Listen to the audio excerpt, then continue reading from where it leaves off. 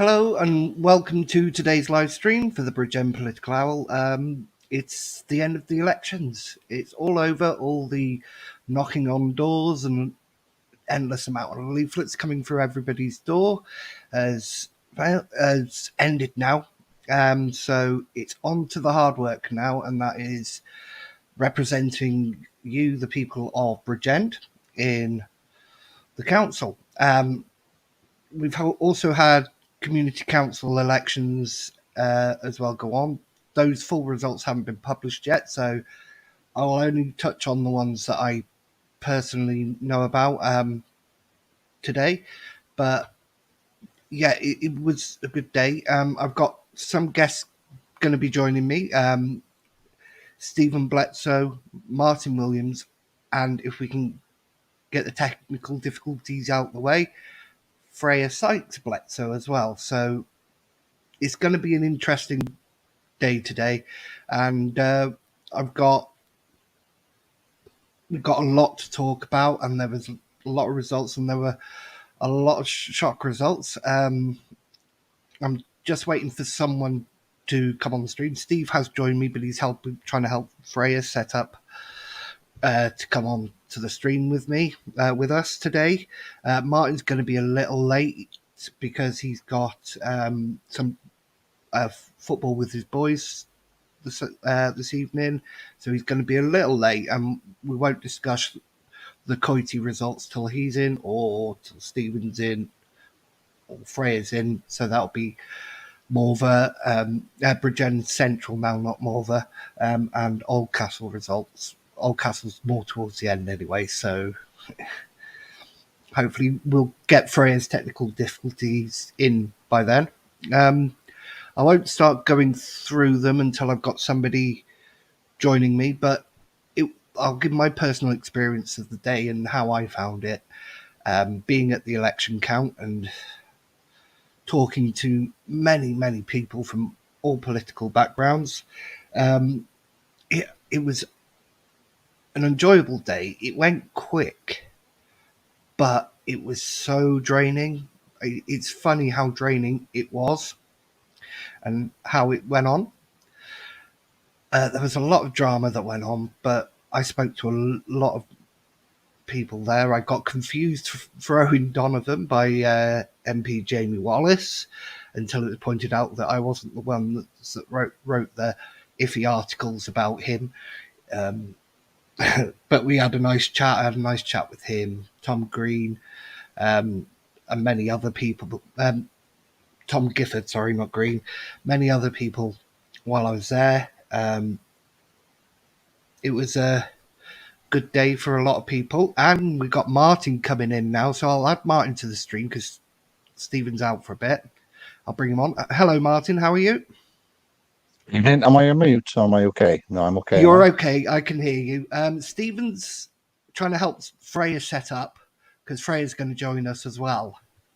So so he's setting up Freya's computer at the moment. He's in the lobby. Is stream, but he's not there at the moment. So I haven't actually started looking at the elections yet. But what we'll do is me and you'll make a start because neither of those two will be in just yet. And I won't, if Steve's not back by the time we get to Bridgend Central, we won't talk about that yet. And we won't talk about Freya's. Okay? If that's okay with you. Absolutely fine. First of all, how are you feeling after last night? I'm really good. I'll let you know. Bridgend County Independents had a celebration at Martin and Amanda's last night, and it was a lovely day. It was nice to actually meet a lot of people that I hadn't met everybody yet. It was like at the count, I hadn't even met Ian Spiller, who I had spoken to a couple of times. Oh, we've got Steve now. I'll bring him in. Hello, Steve. Stephen's here. Evening. Are you okay? I am just doing some technical stuff, which will become apparent very shortly. Oh, and we've got our fourth guest today. The Fourth? boss. Yeah, third guest. Third guest. I was including myself. I'm glad you weren't in charge of the counting the other day. There might have been some different results. So I'll ask this of Steve and Freya first. Which one of you is the boss? Well, I've got a T-shirt that says it, but I think everyone's got one of those now, haven't they? Well, everybody in Bridgend area, the representatives around there seems to have one. There's you, there's Stephen, Tim, Freya's got one now. Ian Williams has got one as well. I haven't But got one because I can tell you now I am not the boss, so I don't have a boss T-shirt. So no, And who Amanda's is got the boss, that. you know? No, Amanda has my T-shirt as well as hers. I'm not surprised after last night. well, I have. Not everybody may know the results yet. I'm guessing the one person who's on with us at the moment does. But I'll congratulate all of you because 5 years ago you all missed out, but this year you were all successful, which is giving away some of the results. So spoiler alert, a bit late for that. Congratulations to you all. When we get to each of your areas, we'll discuss what your feelings were when we go through them, because I know two of these counts, in Coity and Oldcastle, there was a lot of shenanigans going on, I think is maybe the word, or a bit of disruption. I wouldn't necessarily use the word shenanigans. No. Perhaps clarification of processes is probably Yes. yeah. The best way to put it. Anyway, I'm going to bring up, hopefully this works, adding the results to the live stream and see if we get it. There we are. We're all there. And can... You're like a live stream. There we go. Luke. Oh, is There this we on their go. website now, is it? This is on their website. The community council's not. So what we'll do is we'll discuss Coity and we'll discuss Bridgend Town Council, seeing as we've got the councillors here for both of them. So we know all the results for all of them. But all the county council results are online. They're on the BCBC website. Go check. So first of all, the first result was Aberkenvic, and I'm pleased to say I got this right on my predictions. Ellie Richards, Plaid Cymru, beat out Labour, even though they brought in Mark Drakeford to the area to campaign, and an independent in Sarah Thomas as well. I thought this was a very good result from somebody who worked really hard during the campaign. Do any of you have thoughts on this young girl? She's only 23, granddaughter of Malcolm James in Llangonoid, and it's very good to see. Well, that I didn't know that last bit about her being the granddaughter of Malcolm, but that actually explains quite a lot, because when you're in that counting room, kind of rumours swirl around, and Yeah. I'm sure you'll come on to that in a little while as well. But Yeah. we kind of got told that Ellie had won Aberkenvic, and at that precise moment, Malcolm walked past me, Yeah. and I said, "Oh, congratulations, and it's great to hear about Ellie as well." And his face just lit up. I didn't know he was Yeah. related to her, but I thought, well, that's a bit of an over-the-top reaction for a party colleague. But I don't know about, I mean, Martin, I think at the time, for your Oldcastle was still ongoing, but the emotion around that victory was phenomenal. It was, because I actually spoke to Malcolm afterwards, and I said, "Are you a proud grandfather?" He said, "I am extremely proud of her. She's worked so hard, and she didn't do it with using the party message, which was the other good thing. She kept to local issues of what Aberkenvic and Coedrehane needed, which is what this is all about, really. This is what independents do, and it's good to see a party member do that as well." I think it's great. I mean, Freya's not said that, so I'm mindful. Steve's spoken, and I'm about to, and Freya's perfectly capable of telling me to shut up. But I didn't see. I really didn't see that coming. And what's interesting, given the overall result, is that the Labour saw this as their key gain, and they Yeah. were absolutely hammered. They said they put Mark Drakeford in, the rest of it, absolutely hammered. I mean, we'll come on to the other results, but then they unexpectedly won in other places, which was just goes to show the random nature of things. But I never saw this coming. I thought, a bit like Nantamoyle, I thought, well, we had Sarah in there, and we thought Sarah would do a good job. But I just thought, well, yeah, they've put everything into this. It's going to happen like Nantamoyle. It's gone. It's a Labour gimme, and wasn't the case at all. No, it really wasn't. She did really, really work hard. She was out every day, and on the final day of campaigning on the Wednesday, she actually fell and hurt her foot. Because if you noticed at the count, she was on a crutch. Um, but she still finished her leafleting that night, even with a bad foot. So you got to commend that, and she does seem very passionate about working for Aberkenwick and Coitra which is good to see, really. Mm. I mean, I did used to be implied, obviously, and that's well known.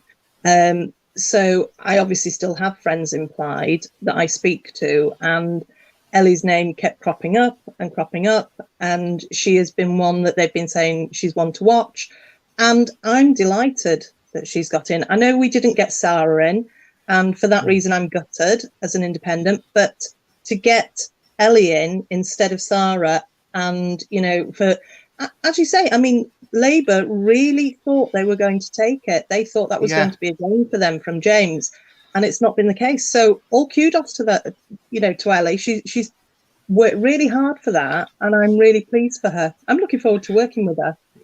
Yeah, I spoke to her quite a lot on the day, and I said to her, I really think you've got a good chance. I said, I predicted you to take this. And she said, well, I don't know, because Labour have brought in Mark Drakeford and they've been campaigning hard in Aberkenwick. And I said, don't worry about it. You've done so much. And I think you got it. And then during the count, because I was round by there, because she only had a small group of people with her. She was, I think, 2 people helping her there. You could see the piles, and you had Ellie, and the other 2 piles were less than half of what she had by the looks of it. And I said, you've easily got this. You smashed it. Oh, I'm not sure until... And then her counters actually confirmed that she was well ahead.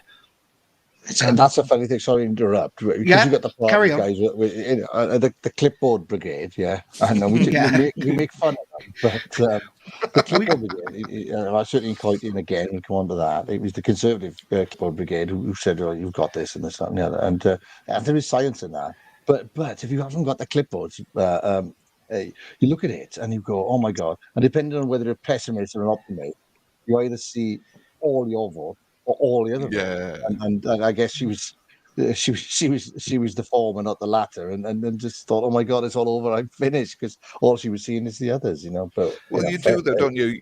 Your head and your eyes to see 2 completely different things when you do that. I mean, they literally just pour out all the ballot papers, and you're scanning around, and it's across 4 tables, and you're thinking, "Oh well, this is a good box for me," or it's just the way they fell out and everything else. And no matter who tells you that you think you've won, you never believe them.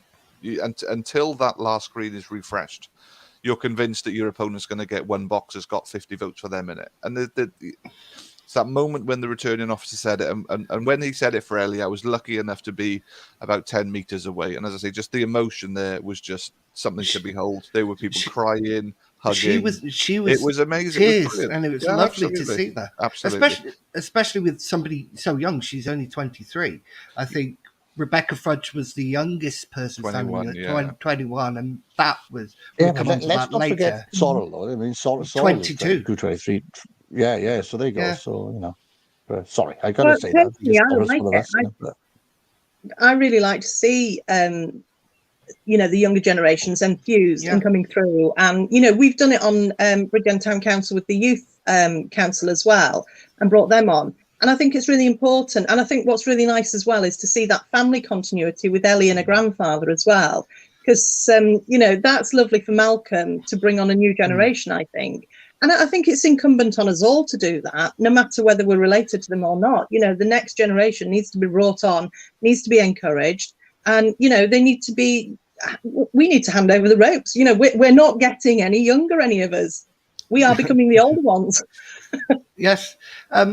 As I was leaving for the evening, she was near the exit where I was leaving, and I said, "Congratulations again." She goes, "Oh, thank you. You're my good luck charm." And I said, "It's nothing to do with me. It's all your own hard work."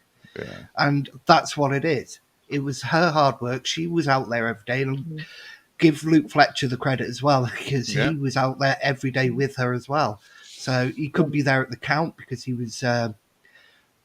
he got married the day before, and on honeymoon. So congratulations to Luke Oh, Fletcher did on he? his marriage. Yes, Didn't know that. he had met No, his congratulations to him. That's lovely.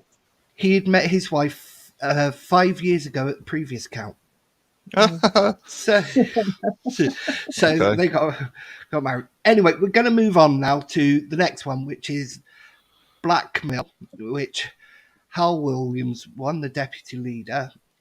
We had somebody there, Andy McKay, who's a lovely person, lovely bloke, and I feel Mm. disappointed for him because he lost by more votes than he did previously. But this is one where rumours came in. We were hearing all day that this was going to be close, this is going to be a close one. And even after the count part had finished, before any declaration, we were told it's very tight. And in the end, it wasn't. So I don't know what was going on there because at the time, Labour even thought it was tight. It's a funny old thing. Yeah. I mean, you've been there twice now, Luke, haven't you? And I've been there Yeah. twice, and the other one I've been to was Steve's, and that's slightly different because it was an all constituency thing, and it's very easy, even if you've got the clipboard. I was going to say the clipboard mafia. That's pejorative. I shouldn't say that. Even if you've got the clipboard sort of collective with you, it's very easy to lose track How is of what's that going on in the better, rooms. You know, Martin? The collective. Are they the cooking crew? Yeah. God, thanks, Freya. The clipboard collective. It's very easy to lose track of what's going on in the room. And I was the Coity double count was about 5 hours, and you sort of emerge from that and you go, "What's going on?" And so I can see why. There's a rumor.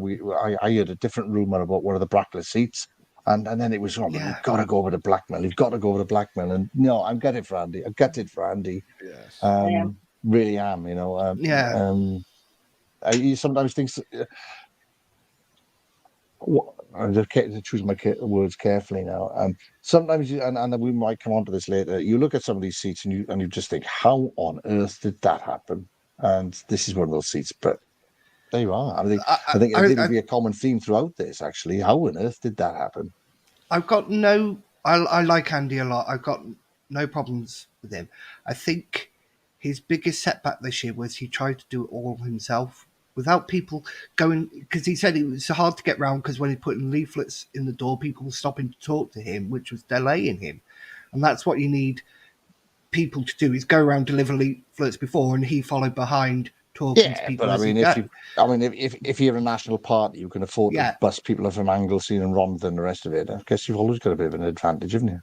Yeah, but I think the absolute world of Andy. We've got to know him over 5 years. He was there 5 years ago, and whether he'll be back again, I got no idea. The one thing I know about Andy is he's a huge respecter of democracy, and he's a principled man, and he will respect the decision. Whether he likes it or not is a different thing, but he will always respect it. And for me, I hope he comes back for another tilt. I wouldn't blame him if he didn't. This is a battering, bruising process, and it can take its toll. I'd love to see him back, because what an amazing community man he is. Yes. 100%. Yeah, and I mean, I'm gutted as well that he didn't get in.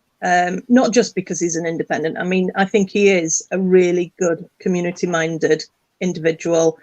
And, he works really hard for that community, which is why it was quite a shock that actually, he didn't get in. Not to say that Howell doesn't, but, I just think Andy's really good at what he does. So that was a bit of a shock, actually. I would have liked to have seen Andy in. And I think he brings something different to the council if he gets in as well. He's not your standard politician. No. And if you look back at his career, he's been very much working with youngsters and the youth service and things like that, which is something that is probably needed in the council at the moment. How many people are there who've had youth service experience is something to think. But we move on now, because we could be here all night otherwise. This is now the controversial one. This is the most controversial one of the night. It's Bracklet East and Coychurch Lower. It was won by Eugene Caparos and Simon Griffiths, both Welsh Labour, but it came down to several recounts. rumours of lawyers getting involved, and finally a draw. A luck of a draw, wasn't it? It was chaos over there. Both Simon Griffiths and Rebecca Fudge from Conservatives both ended up with 240 votes each, exactly the same in second place. So it came down to a luck of a draw.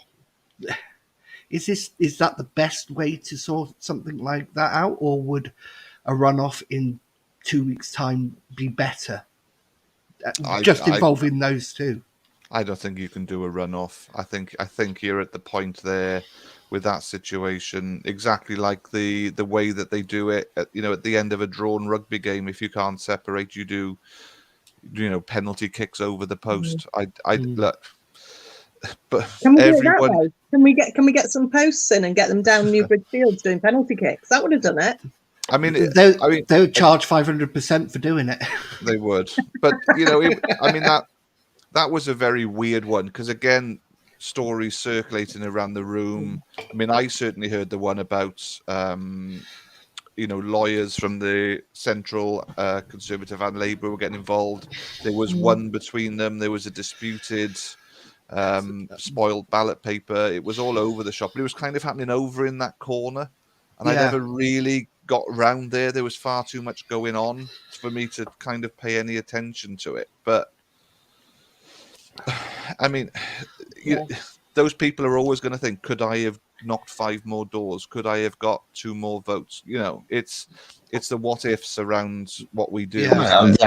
The answer is yes, at the end of the day. Yeah, But exactly. ultimately, if it does come down to a dead heat, I think I'm with Steve. It has to be sorted out in a day, and whether that's a toss of a coin or pulling the straws, or I think that's probably preferable to dueling. So Dueling. or a game of Kaplunk maybe, but I mean, it's going to be something. We're going down Game of the Thrones. Bill and Ted's bogus journey here. Best of 7, are we? Twister.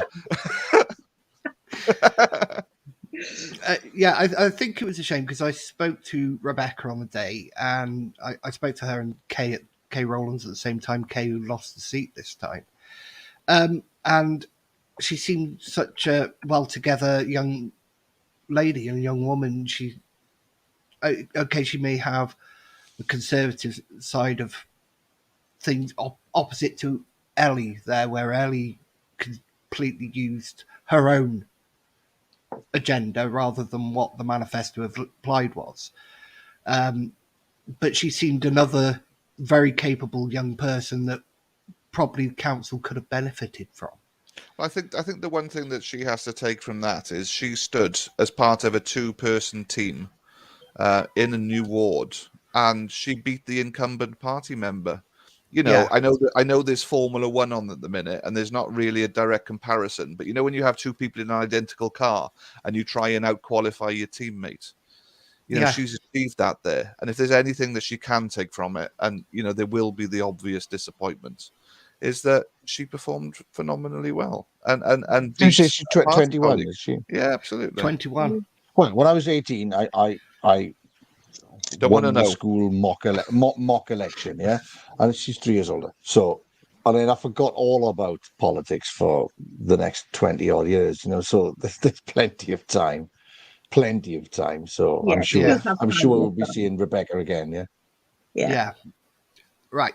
Next, we move on to Bracklet East Central, and again, it was won by Labour, William Kendall.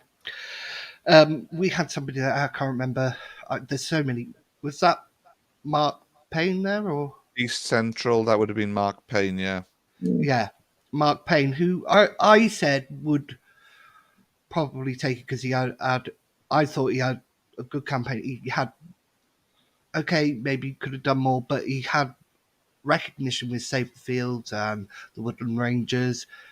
But also, I've got to say, Tyler Walsh, who I thought could possibly take second, had worked very hard. He was out every day, knocking doors, posting leaflets, visible on social media.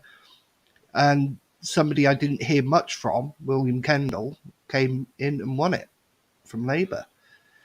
Is this the old adage of voting Labour regardless of what happens? No, I don't think it is. I think we mock Labour and well, they're our friends and colleagues now, of course, but we know we've spent the last few years sort of having to go at Labour, but when the chips are down, they are capable of pulling on the millions that they have in their bank account, or the negative millions, and they can pull people in, and they, there was the God knows what it cost them to have the advert on the front and back page of the Gazette, bussing people in to knock doors, all the rest of it, the sponsored ads on Facebook, and if they've got that resource, they mobilised it, and fair play, credit where it's due. I think it was sheer volume, sheer effort that got them through in Brackler. I thought Mark was in with a good shout. I'll be honest. I'm not surprised. I've met Tyler once or twice in other accounts. Seems a tidy guy. I'm not surprised he lost out. But I think Mark was in a good shot. But I think he was up against a formidable machine ultimately. And I think that will ultimately be the story of Brackler, the Labour machine. Well, we'll see it in the other results because Brackler was swept completely by Labour. But I don't know if Freya wants to say something before I on this one or not. Yeah, carry on. I mean, No. I don't know the guy, so I've got nothing to say on this. Don't know him, don't know anything of him. For me, it's, I know Martin has said about the machine and everything else. I think this has shown one thing. You look, I don't think there are many people more popular in Brackler than Mark. I mean, you could probably talk about Mike Punter, a couple of people who are kind of integral to the community there, but Mark has done so much. You cannot say that Mark hasn't worked for Brackler. However, what Brackler hasn't had for a very long time is any independent representation on the community council there. Now, and I know you're not talking about community council results tonight, but that changed over the weekend, and that changes things going forward. It's a case of there are now 3, again, no spoilers, but there are 3 community councillors on Brackler Community Council who are independent. And that's where this changes, because they will be seen to be engaging in a process. And that, I think that changes a few things. And, in relation to Brackler overall, I think it's got a good stepping stone going forward. Disappointing day for the candidates there. However, I hope that they can all take the positives from that foot in the door now at community council, because it will help going forward. And I don't want to read the tea leaves too soon, but if you look back to 2017, you in particular, Steve, you lost out on the ECBC, but on a very similar list came top in Bridgend Town, which is an odd Freya one. was exactly the same. Freya and Tim Wood did exactly the same. Yeah. And exactly the same has happened to Mark today. Oh, sorry, today, this time. And I don't know why that's happened. No, I don't know whether that's because the electorate says, "Oh, yeah, we're not quite sure we'll trust you for the big job, but we'll give you the apprentice role." I don't know whether it clearly can't be that because that doesn't make any sense.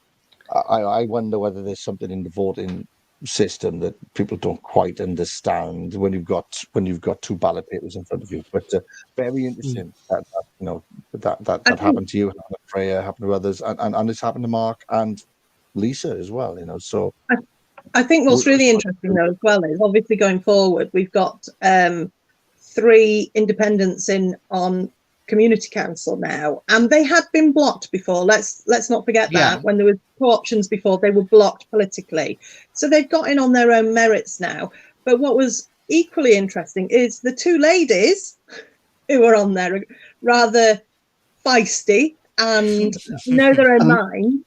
Well, Lisa, interestingly, has said to her opposite that she will be watching her for the next 5 years.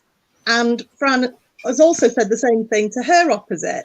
So I think those ones that have got in are not going to have an easy ride. There's going to be a lot of scrutiny of what they do. And I think they're going to have to watch their P's and Q's. And it won't just be within the community council that happens, that scrutiny happens. I think outside as well, they're going to have to really watch what they're doing. For me, I mean, that's exactly how I viewed it 5 years ago. You know, I shook the hands of those that bested me, and I told, you know, my campaign started the day after. And I used my position as a town councillor to campaign for 5 years. And, you know, my only advice to Lisa and Mark and Fran is just, I'm not saying that my way is the right way, but, you know, you kind of want to pay it forward and just say, this worked for me. Have a think about it working for you, kind of thing. Yeah. Yeah. Before we move on, Have we lost Martin? He'll be back in a second. It gives us a chance to talk rather than Martin. Scrolling up along the bottom is an advert for the Broadlands Fun Day on the 3rd of September at 1 o'clock at Miser Hyle Primary. Is it primary school? I believe so. Miser Hyle Primary School. This is something that Ian Spiller and a lot of people put a lot of work into doing every year. It hasn't happened for a couple of years because of COVID, but it's lovely to see it back. Please go and find it on Facebook. So that I'll keep that running throughout today. I hope you're going to do the same for Jam in the Castle now. These adverts. Wow. I will. I happily will, as long as Martin pays me. What are you spending your fee on tonight, Martin? Anyway, Luke, it's been lovely talking to you. Don't forget, I've got a video of you, Martin.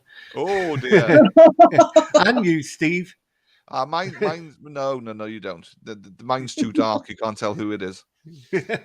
Anyway, I will say, if I don't know if any of you. I genuinely, I thought mine was a masterclass in media sort of presentation. It was brilliant how you just switched it on. Right, no, whoa. Right, okay.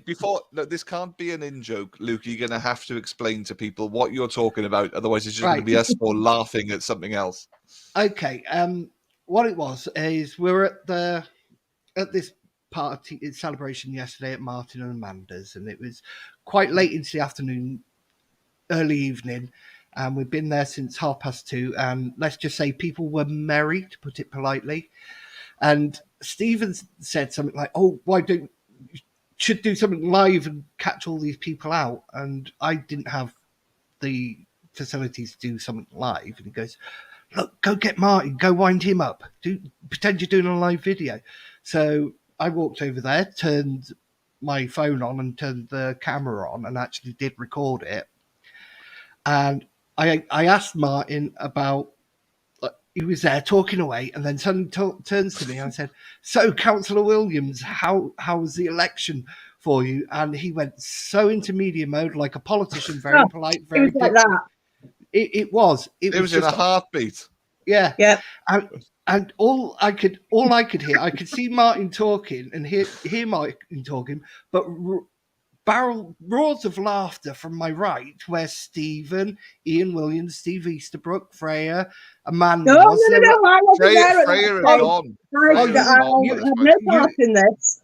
You had gone, but Tim Wood was there as well, and they were just laughing so much, and Martin just carried on. I tried to make him slip up. I tried to do make him say something, but he was very they were diplomatic. Just enjoying a master. They were just enjoying a master artist at his work. The media whore. That's what it is. Anyway, it was an inspired moment, and I was glad to be a part of it. It was absolutely superb. It was, and you'd think even because Martin had a little to drink at that point. Many people had. And even though he'd had something to drink, most politicians would have probably slipped up. Martin, nope, he didn't. Not at all. No, not once. His hands went behind his back. Wasn't it? His hands behind his back, very dignified. And to be fair, Martin with a couple of jars inside him was far more eloquent than Nigel Farage is when he's sober. Anyway, we better move on. We're 35 minutes in and we've only done four. Yeah. Two to I'll, go.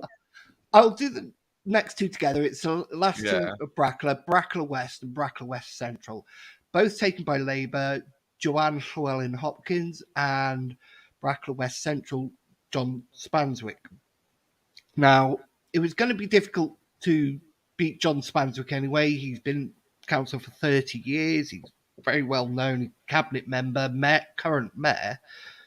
But I believe Fran did very well. Mm. And she did fairly well against somebody so experienced, really. She Yeah, did. I mean, for- we're in the for same Fran- position. We're in the same position, really, aren't we, with all of Brackler? And it's what Martin said. Brackler mobilised and they won. And and again, I just hope Fran doesn't get too disappointed with it. That's all. No. If we go to Brackler West now, which was Lisa Lewis, she came very close to actually winning this. She beat the incumbent who was there, but unfortunately, Labour had, 30, 40 votes more? I tell you what, and I shouldn't say this because I'm trying to be, I'm trying to be objective and but nice. numbers are numbers, and if no, I'm not. I could be nice, but I mean, numbers are numbers, and if someone has more votes than the other, they have more votes than the other. Yeah. And you can't argue with that. It's just maths. And I've already said, we're fair play to Labour. They, they've got the resources to bus people in from wherever they bus them in for. They've got resources to pay for all of that. But if there was ever a travesty, the work that Lisa put in, well, but I've got to know Lisa quite well now over the last couple of months.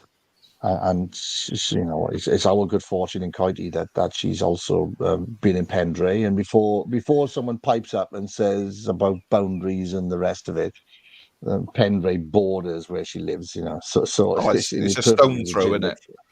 It's the other side of the bypass. Yeah, it's a paper. It's a paper. No, it's not even on as that. It's still Shepherds of Vets in Pendray. Lisa, absolute machine, and you can't say it's a travesty because it is what it is. But God, Yeah, but she before bloody they deserved that. start arguing on that point, John Spanswick actually lives in Pendray now. So I tell you what, one of my great disappointments, all joking aside, one of my great disappointments is that John isn't on County Higher Community Council. I think we could benefit from his great experience and wisdom. I'm really disappointed he didn't join the Community Council or seek election to that. But there you go. I guess County's loss is Brackler's gain. But both Lisa and Fran are on the community council and will work hard for the next 5 years, and hopefully that result will change in 5 years' and time. I think as well. I certainly wouldn't want Lisa looking over my shoulder and checking what I'm doing as a councillor, because I know she will scrutinise. I was speaking to Lisa yesterday, and she was saying, when I got on the community council, elected on there, John Spanswick came over to her and said, "You'll have to behave yourself now." And she said, "I'm the wrong person to say that to." Exactly. I think Joanna is going to have to work really hard to keep that seat next time. Certainly. Well, I mean, I've seen on some chat we got somewhere that Lisa's been out doing Fix My Street all day today. So that's where fight backs begin. Is there? It really is. Didn't someone have a go at? The Bridgend County Independence candidates for not caring about the big things, but just roundabouts and weeds and things. And that was a while ago, wasn't it? Yes, I remember that. Well, not long ago, but it seems that Fix My Street might be a route to power. Absolutely. Anyway, let's move on to an award that's not really that important. It was Bridgend, so I think we've got a councillor from there, haven't we? Well, do you want me to give Tim a call for you? Yes, the nicest person, one of the nicest Yes, people I've ever I did met. thank you for And that. I think the number of times that you said, I think Steve will sneak into third, which is a real shame because Tim Wood is the nicest person on the planet. and then he And you beat. didn't, and that wasn't just on one webcast, that was on 2 separate webcasts at different times. Yeah, I didn't mean I'm it really that. disappointed that Tim isn't going to sneak that third place. Yeah, but that was at the Yeah, expense of a Labour. That's what I was no, you meaning. didn't clarify that. No, Look, but I am glad that you got elected. I really am, because you've worked so hard and been so visible, and it's not just been about getting elected for you. And we can see that, especially when you're going back. It seems to be every month to Morva and doing something there with the mess. It's something constant, and people can see that passion. And I think that's what's brought you in this time, is that passion you've shown over 5 years, even though you didn't get elected as a county councillor last time. You can take defeat in different ways, can't you? And Yeah. I put myself forward 5 years ago, and I put a post up at the start of this campaign where I felt I let myself down in the last election. And Martin and I spoke. Martin was my agent for my Senedd campaign last year, and something I could never ever thank him enough for doing. But and I won't betray confidences, but Martin said to me, at the start of this one, that Senedd campaign was the making of you, and that meant a lot to me. And we hugged virtually, and we shared a couple of nibbles on each other's necks, and but it's Whispered sweet nothings in each other's ear. absolutely. Well, what else are you going to do on a Friday night? But I learned a lot from that Senedd campaign 12 months ago that made me recognise the mistakes I'd made in 2017. And I went back and I looked at myself, and I looked very internally and thought, was I a good representation? Did I give people enough reason to vote for me as a person and for the team that I was a part of? We were a team of 3, and there's 2 names there, and it breaks my heart that Steve Easterbrook isn't there with us, because I will disagree with you. Steve Easterbrook is actually the nicest person on this planet and is far nicer than Tim. But if How we much could has have he got paid you? absolutely nothing at all, but I love that man to bits, and he would have been given an opportunity, and perhaps this wasn't his time. Perhaps this was, Yeah. What part of happened his 5 years ago to yeah, you and Tim? quite possibly. But I think it's a simple case of 4 into 3 doesn't go, yes, and someone was going to lose out, and it was Steve. I'm devastated that Steve didn't get in. I think Steve is just brilliant, and he's amazing. look, well, clearly, I wanted the 3 independents going, and let's just leave it there. Had there been any justice, there would be 3 independents there now. But Steve will bounce back, and we haven't seen the last of Steve. No, absolutely not. And look, there was a boundary change, and Martin just said 4 into 3 doesn't work. Let's not forget that up until 2 days ago, this was 2 wards that had 4 members. So Steve has actually been the victim of a culling of one member, because he came fourth, and deservedly so. The boundary changes, did I benefit from that? Probably, because I am from Wild Mill. I'm well known in Wild Mill, which is a big 40% of Morva. But my nan and granddad lived in Kevin Coyd for 40 years. I'm well known there as well. So there was, I inherited that kind of identity there. And that helps when you play this game. But I don't want to elongate this part because we are running heavily over already. But I'm over the moon, and and Ted Peskett from the Gazette interviewed me, and it was he asked me what my message was, and the message is I've got to deliver now. I've been entrusted with a position, and it's no point me sitting back and resting on my laurels. Electioneering isn't difficult. Representing people is difficult. The easy part's done. The hard work starts now, and I can't wait for tomorrow to get in, get my laptop, get my passwords, get all that, so I can start delivering for what people have been calling for a long time. And I'll carry Tim. Tim's not a problem. I'll do all of his work for him.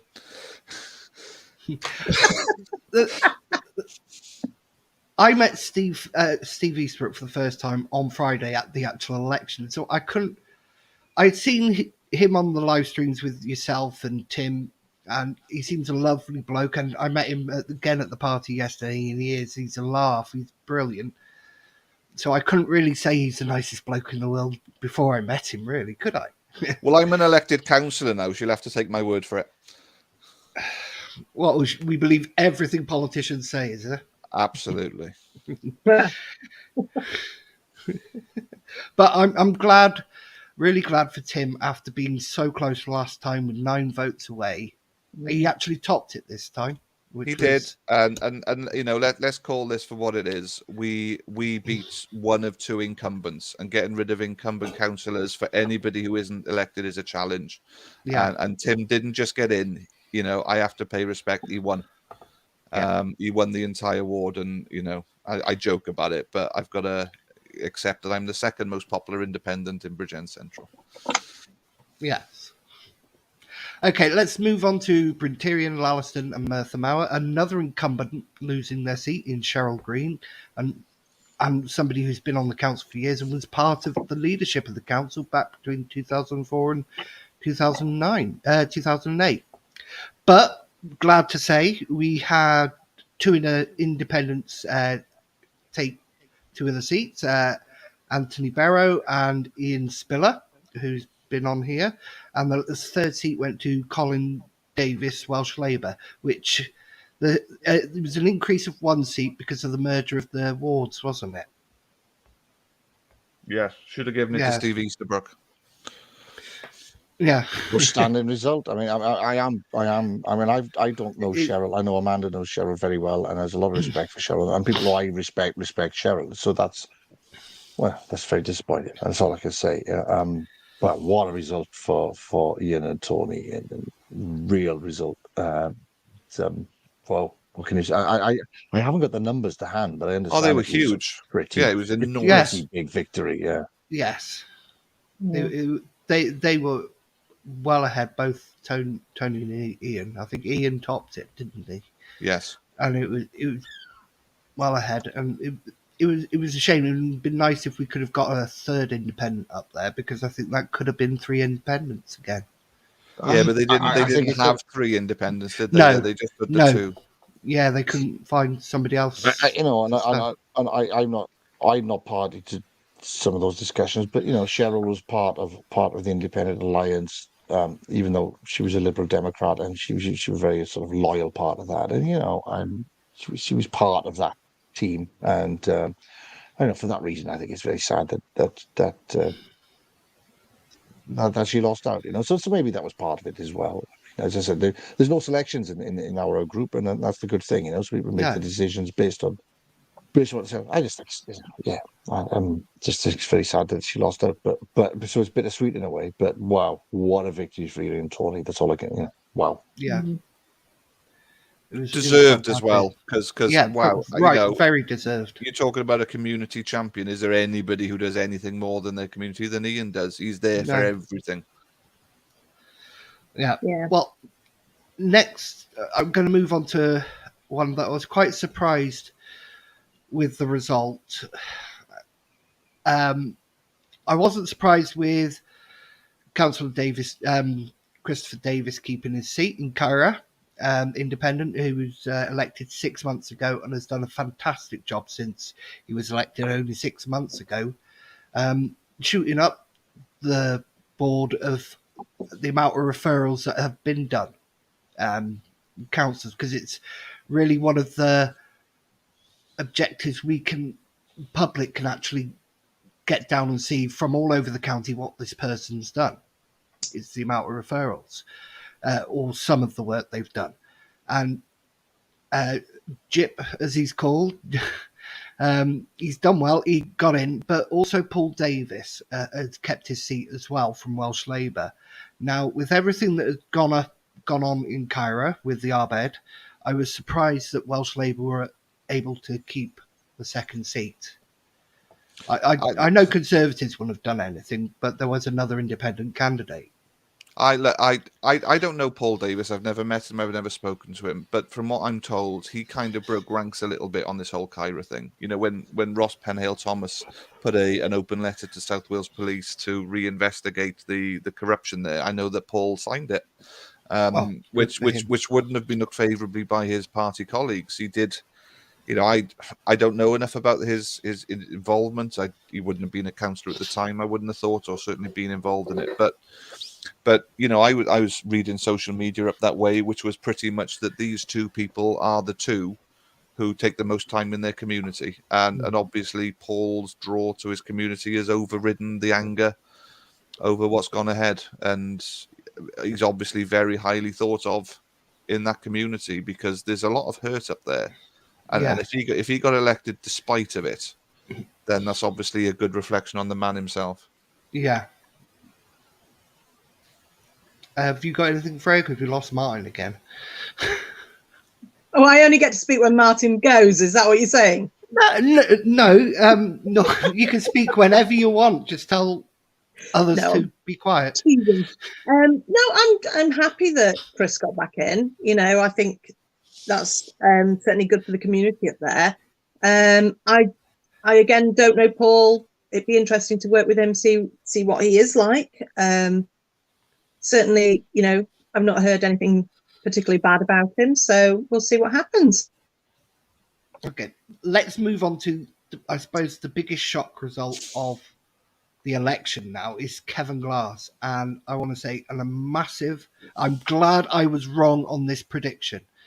A massive congratulations to Dave Harrison, who actually didn't just unseat Charles Smith, but got more votes than John Paul Blundell as well. Both incumbents, both Labour, and it's quite a Labour area in Kevin Glass as it is.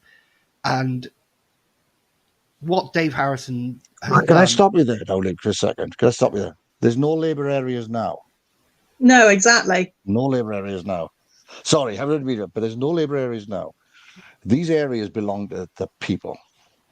Yeah, but you know what I mean. You mean traditional, don't you, Luke? Traditional voting. Yeah, that's what I mean. Traditional voting that you get. It's, but what a result that was. Who wants to go first on this one? Freya, ladies first. I hate you lot.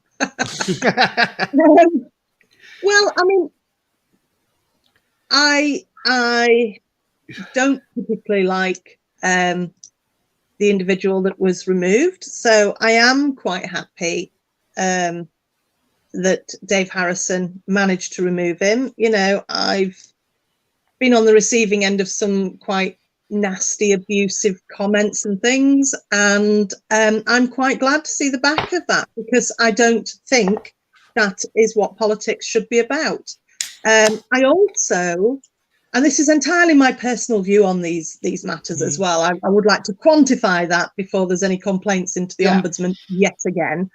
I actually think that, considering he was the cabinet member for regeneration in Bridgend has been poor under his jurisdiction there. I don't think he's done a good job in that regard at all. So I think it's good that there's going to be a refresh on that, and that somebody else will take that portfolio, because we need it. Bridgend desperately needs regeneration, and to sit there for 5 years plus, I think it is 5 years certainly as cabinet member, and not do the regeneration that's been required in Bridgend Town Centre, with the reversing of the pedestrianisation and things like that was promised as an election pledge in 2017, I think has been a pretty poor showing for, ticking off boxes as to what you've done in office. And for me, I'm quite happy that Dave's taken that scalp.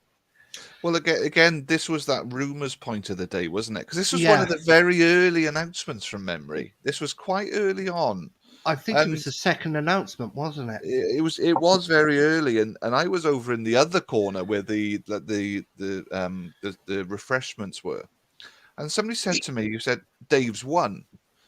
And your instinct when you hear Dave's won is that, oh, it's Charles, Smith, and Dave, because Charles is a very prominent and and well known member of the political community in Bridgend. And John Paul Blundell is a lovely guy. I've spoken to him a couple of times, never had a crossword with him. But this was his first term. So, when you first heard that David won, you kind of assumed that the more junior candidate had lost out, and then it's like, no, Charles isn't in, and they're thinking, we read far too much into this, and we're far too interested in it, and the general public may not care about this, but that was the equivalent of the bong moment on the news at 10, where Ed Balls loses his seat, or a cabinet ministerial position at Westminster is unseated by Martin Bell. That. It's that kind of moment in local politics. It's difficult to unseat an incumbent. Generally, cabinet members don't get unseated because they're the people that you see in the press releases. They're the people out digging the holes for trees to go in. Nod, wink. But you know what I mean? They are the ones who people know. And this is about name association. This is about the prominent people, and then that whisper starts to get bigger, and then you go and look at the screen yourself, and then you say, "Blimey, Charlie, that Somebody's made a was mistake." you can't That's what I overstate." thought. Yeah, but you can't overstate how big a shock that is in the world of local politics. And the one thing I always, I say this to people, we who engage in this, we try to win a popularity contest in order to make ourselves unpopular. Because you don't get into council work to make friends and become on Christmas card list. You become a councillor to do the best job you can, but knowing deep down that you will annoy people in some way, shape, or form. And that is the situation here. The person who has lost his seat, who didn't like me, but on losing his seat unblocked me on social media. Let's not forget, though, sorry to interrupt, at the count, Ian Williams was stood next to me, and Charles Smith shoulder barged him quite deliberately. He went out of his way to shoulder barge him. That is the measure of this individual. And that is just a culmination of a number of things that this individual has done in the past. And perhaps the public are saying, we don't want to see that sort of behaviour in our politicians. We don't want to see that. And that's where the rejection has come from, because it's that petulance, that nastiness and that toxicity that has bred within that group. And it's come from a few individuals and spread out. And, we know how it works. They use, third parties outside of, the grouping to keep their hands clean, but we know where it comes from. And it's things like that the public are starting to see now, and they don't want it. It's as simple as that. I've crossed swords with him many times across many, we were both on the steering committee for the CF31 bid. Mm-hmm. I'm not going to pretend we're busy mates. We've never seen eye to eye. And we move forward. The people have spoken, and I can't wait to sit with Dave Harrison in BCBC. What a guy he is. I don't want this to be the story about Kevin Glass to be the demise of Charles Smith. It should be the rise of Dave Harrison, and wow, he smashed it. And this is what we're all about. And it's just, there are people out there, and there are still lots of Dave Harrisons who haven't stood up yet. Yeah. And hopefully over the course of the next 5 years, there'll be by-elections at town and community, and maybe BCBC, and we want more Dave Harrisons. And that this is all about the rise of Dave and the rise of other Dave Harrisons. And as for Charles Smith, well, I'm glad he's lost. And what a guy. He was the calmest person in the room when he was told he'd won.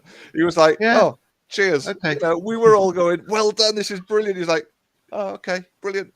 On we go. Yeah, but can I just say, I'm not the only one, am I, that thinks that Dave Harrison and Andy McKay have been separated at birth? No, I thought. Martin, you I got a- saw Dave. I saw Have you- Dave. you've got a I tapped him story on the back, there, I said, haven't all you, right, Martin? Andy. And then he looked at me and smiled politely, which shows that he's going to be a great politician. Because you could see, he was like, who are you? And why are you calling me Andy? And I went, oh.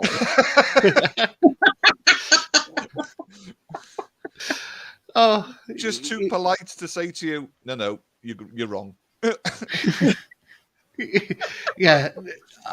As I said, I wasn't. I couldn't be happier that I was wrong on that one completely.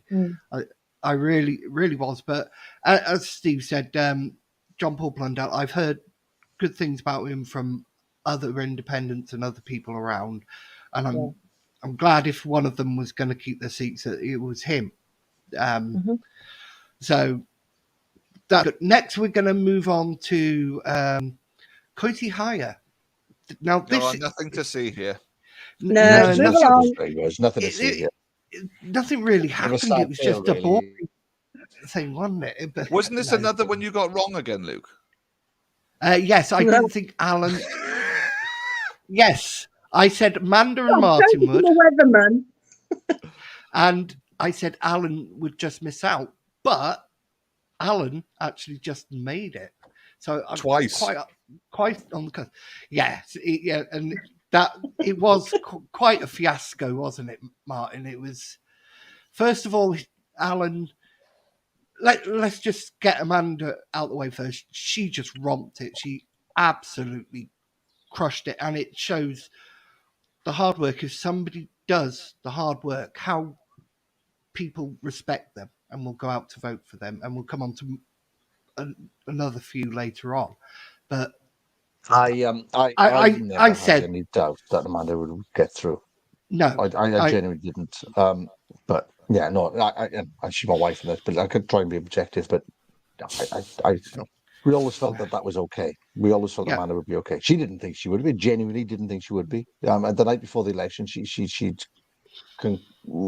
did some very clever maths based on very, very dubious assumptions and convinced herself she'd come fourth. And but no, I never had any doubt. Never had any doubt. I don't think there was a bit of a saga on this front. I don't think anybody did, because Conservatives admitted they didn't think anybody. They were positive Amanda would get it, and Labour were the same, and positive that Amanda would get in. There was no doubt from anybody else, bar Amanda herself at some points. But she absolutely romped it home, and that's all down to her hard work that she's done over the 5 years, which has been brilliant. Martin, you came in second, some 200 odd votes behind your good lady wife, I believe. Yeah, I can't remember. I haven't memorized the numbers. I know it was sort of like 30 Whatever. 11 something. No, genuinely, I'm really pleased. I didn't think I'd be within sight of Amanda, to be honest, and I was like, I was just about going around the bend, but no, I was really pleased. I hoped on a good day I might got in, and well, I'm just really pleased, and I didn't think I'd have the numbers that I did. Extremely happy about that. We did work very hard in Coity Hire. We talk about the 5 years. I mean, you've been on the council, Luke, and the community council, that is, and we put a lot of work into that. Not for electioneering reasons, but because we had a job to do, and I think we did it very well. And Amanda, partnered with us, and she was there for us and supported us when it needed, something needed to be taken upstairs, as it were, to BCBC. But also the election campaign, we worked very hard. From the turn of the year on, we worked it out the other day. And Steve will trump this when it comes to Bridgend wards, but in County Hire alone, we put out something like 11,200 leaflets. Is that all? That's just mental, isn't it? It's insane, and we all delivered by at best half a dozen people. But the story, I think, unless I don't want to spoil your thing, is Alan. I think Yeah. Alan's story is best. I mean, you were there. Maybe you were probably better to tell it than me because you were watching it with us. What, me? Yeah, I was there. I was there as Martin's counting agent, even though I didn't do any counting for him, to be honest. I don't go in with all that clipboard stuff. But yeah, Alan, it was brilliant. It was just between him and Jamie Henderson, it was neck and neck, and one would go up, and then the other one would go up in front, and it was all down to the last pile. I think it was. I think Alan was 5-6 in front when the last pile came out, and by the end of it, Alan was 11 votes up. After everything had been counted, Alan was 11 votes up. Then came the challenge for a recount, which Do was we know brought what by. that was actually based on? Because I didn't hear any of this. I just heard there was a recount, but there has to be a reason for a recount. Was that given? I think it was Yeah, because it was because 11. it was Simple 11, as that.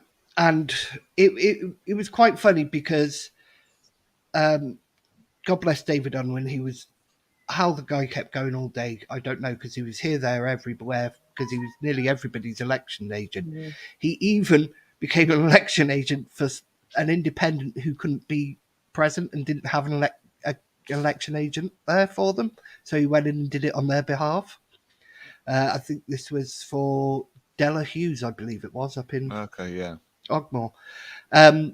Anyway, Labour said they wanted a recount because it was so close, only 11 votes. David, being a nice guy, agreed.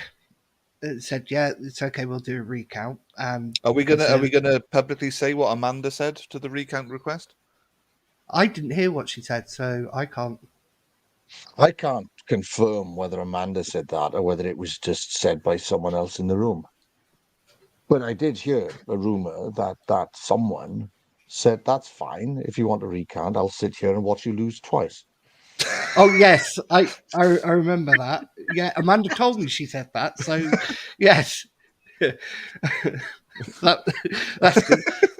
So and just for the record, in the interest of openness, Amanda beat you by 247 votes, Matt.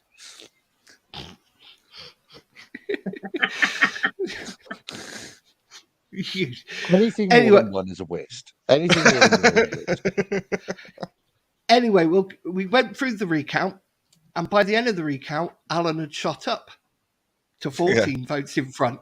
But he didn't take any off Jamie Henderson. He took one off Robbie, I can't remember his last name. Robbie Thomas. From Welsh Labour, and 2 from Amanda Wilkins. Oops. She stole 2 of his votes. So he was then 14 in front. Now, Labour, I'll say Jamie Henderson wanted another recount, and he was pushing, and there was a few ballots that were spoiled as well, and they were looking to try and get them included. There was big conflab between Hugh Aranga Davis, Chris Elmore, Stuart Baldwin, and in the end, I thought it was Hugh Davis, but I've been told it was actually Chris Elmore said, "No, that's it, we're done." But Jamie Henderson wasn't really happy with that at all. But I mean, honestly, I would have been happy to see him lose a third time. Because by then it was. I mean, it was. It's five and a half. You've lost, yeah. It was over 5 hours. Accept it. Someone we've already talked about lost on a toss of a coin over a short straw. It was over. And that was on an equal vote, 240 each. Yeah. Whereas he was 11 behind, and then after a recount, he was 14 behind. Do you want to make it higher? But it was great. It was great to see Alan get in. It was great that Coity is completely independent now, not just on the county, but in community terms as well. And we'll talk about that at some other point. Anyway, next we're going to do a quick one on Kennelly. 2 incumbents kept their seat. Jefferson Tilsley still going, and Richard Granville, Welsh Labour. They've been joined by Elaine Winstanley, Welsh Labour. I would like to put a notable mention to Dorian Morgan there, because Dorian, who I've met a couple of times, independent. I don't know where he came in the full results. I haven't seen that. I remember. I know he clearly lost Hang on, out, but hang I've on. met him a couple of times. Great guy. Have You you know, got the stats there? I can get them. Cornelli needs, let's need a bit of dose of independence, I think. And Yeah. I think, I hope, just like we've talked about Andy, I think Dorian's there plugging away, and I'd like to think that hopefully he will continue that fight. Right. We'll move on to the Garrow Valley now. It's a shame that our own Sorrel Denley didn't stand again this year. She had her reasons. They've been public about some of the stuff that's happened, the bullying, some death threats and other things, and it should never happen like that. She, lovely lady, hard worker and everything, and it's just a shame. This year, the Garrow Valley is a combination of Llangino, Ponticama, Blangarrow, and Betis. So one seat was taken away, and it's made into 3 seats, which was taken all by Welsh Labour, Heather Griffiths, Martin Jones, who was the Betis councillor before this election, and Maxine Lewis. So the Garrow's gone back all red now. I don't know enough about the Garou Valley, but I mean, looking at the results here, and I'm actually quite shocked. Martin Jones, all 3 of them got elected. Martin actually got the least votes of all of them. Yeah. I've got a lot of time for Martin. I've met him numerous times throughout my mayoral year when he substituted for John Spanswick, and I think the world of Martin, to be fair. Just a little bit surprised he pulled 3rd out of the 3 Labour ones. I suppose that's what you get when you merge 4 wards together. Yeah. Missed opportunity for me. Missed opportunity. Independence did very well there in 2017. Missed opportunity as far as I'm concerned. It's not like me or Steve or Freya or anyone else. It's just But then if you've been subjected to, what some of the independents up there have been subjected to, why would you stand? And that's got to change. Yeah. But not a big missed opportunity there. We can't have a one-party state, and that's what I'm afraid that Gary looks like at the moment.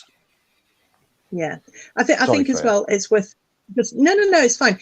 I think it's worth noting that the abuse that Sorrel's gone through is really disappointing that's happened because she is a young lady, and you shouldn't have to put up with that, whatever your age. But some of the stuff that she's had to put up with has been really quite vile abuse, and we know where it's come from as well. Certain quarters it's come from, and it's not acceptable at all. And we'll probably go on to a bit of abuse later because there's some other incidences of it as well, and it's perpetuating from one quarter, and it's not acceptable. And I really feel for Sorrel that she didn't feel able to stand, having been put in that position. That's not democracy, No. But I hope we'll see her again one day. Yeah, exactly. But equally as well, though, I like Steve. I like Martin Jones. I'm glad that he's got in. I don't particularly know the other 2, so but I have a lot of time for Martin. I think he's lovely. Well, Sorrel's moved on to other things now. I believe she's going for a degree, which is great. She's gone back to studying, which is fantastic. She said this wouldn't be the end, but good. It wasn't just about abuse online. I believe she had stuff posted through her letterbox as well, which that is no. Yeah, it's not just really worrying. Yeah. No, which was really worrying. Anyway, we'll move on to the next one.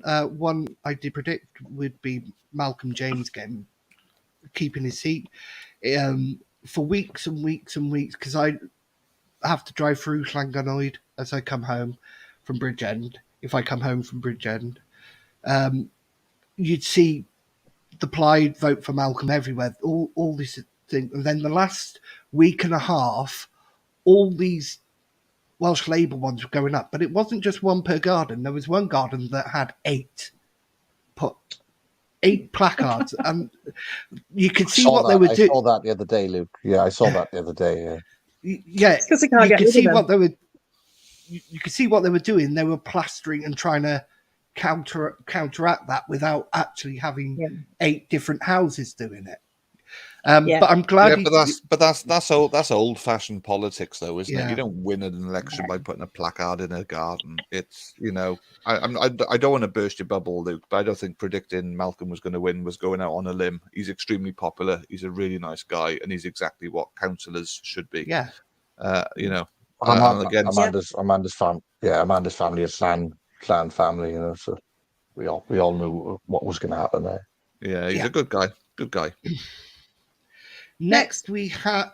Oh, sorry. Carry on. Go on, Freya. I need a bell. Ding. Next. Come on, move on. Oh, you want to move on? Is it right? Why Yes, is it? please. Because we're getting closer to you. No. Right. Next I was want to go home for me tea. my Steg East. Independent, Philip Jenkins and Martin Hughes, Welsh Labour. That's taken nothing really unobvious there, I suppose. Yeah, but Tom lost there, didn't he? He did. He beat Tom. Yeah. Tom Well, beat guy. him, and that is a big disappointment. I mean, the interesting thing, of course, is if you're a political geek, is who beat who. Was it Labour who beat Tom, or was it Independent? Big loss there, I think, for independents in the county. I don't know Tom very well, but I know Amanda does, I know Ian does, and I know others know Tom very well. Political heavyweight, big shame, No. big shame. And I know it's not directly linked to who won and lost here, but I've decided that whilst you're doing this, Luke, I'm going to have like the results come up so I can look at them as you're talking. And Martin Hughes 716, Philip Jenkins 561, and then we've got 2 Conservatives, Simon Kerr 48, Joshua Nuth 42. Now I keep saying I'm a huge admirer and respecter of democracy, but can we stop playing around with this kind of rubbish? If you're gonna put yourself forward as a party in an area, do some bloody work there. Don't stick a name on a piece of paper and expect your brand to get them through. All you heard in the run-up to this election from the Welsh Conservatives was, we've got the most candidates we've ever put forward ever. Well, we could have done that.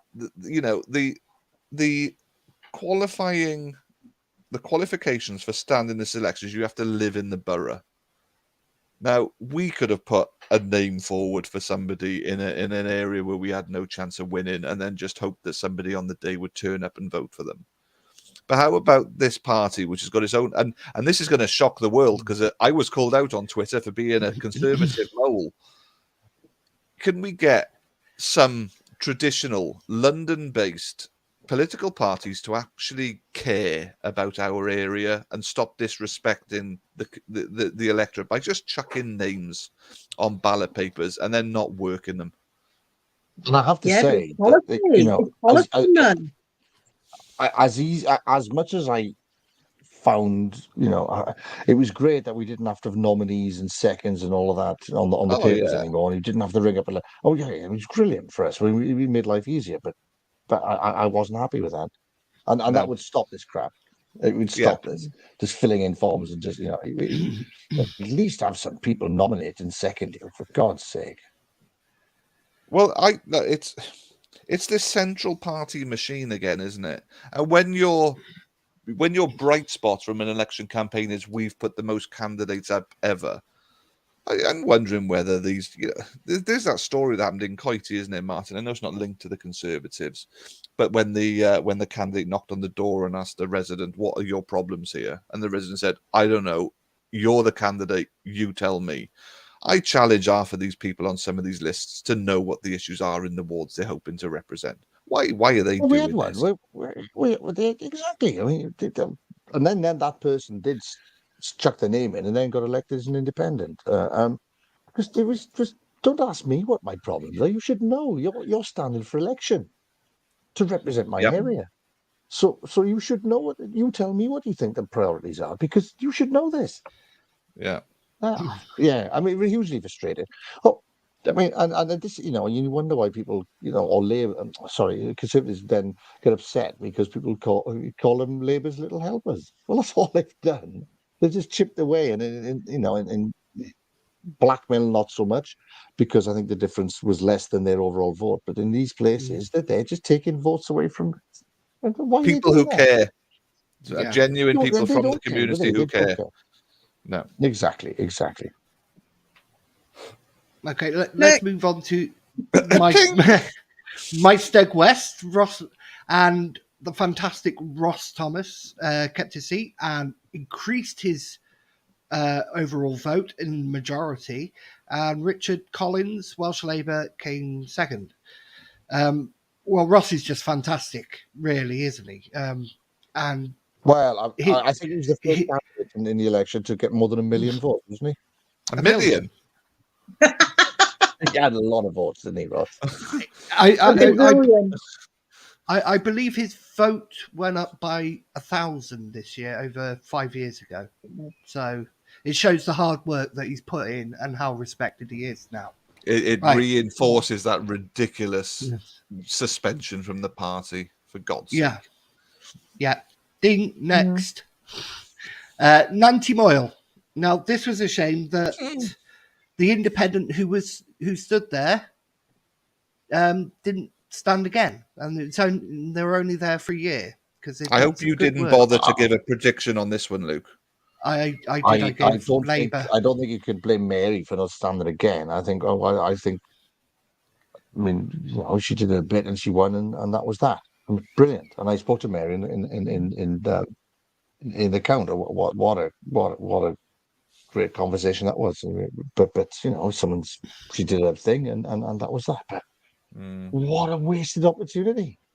That's an independent seat, and no independent stood. Oh, we can't shove someone at it because that's not what we're about. But you just, No. God, isn't there anyone?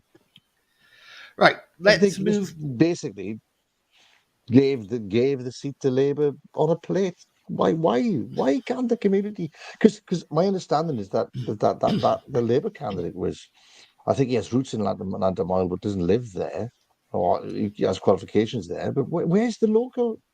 Unbelievable. Just like Garrow, unbelievable. Yeah. Anyway, we'll move on now to, I suppose, the start of Porthcawl, where, quite honestly, the independent quite collapsed there. We'll go to Newton, and the only Conservative to be elected on the council this time is Jonathan Pratt. He's taken the seat there. Lot of time for Jonathan. I hope he doesn't get lonely. He's been abandoned by everybody else. Yes.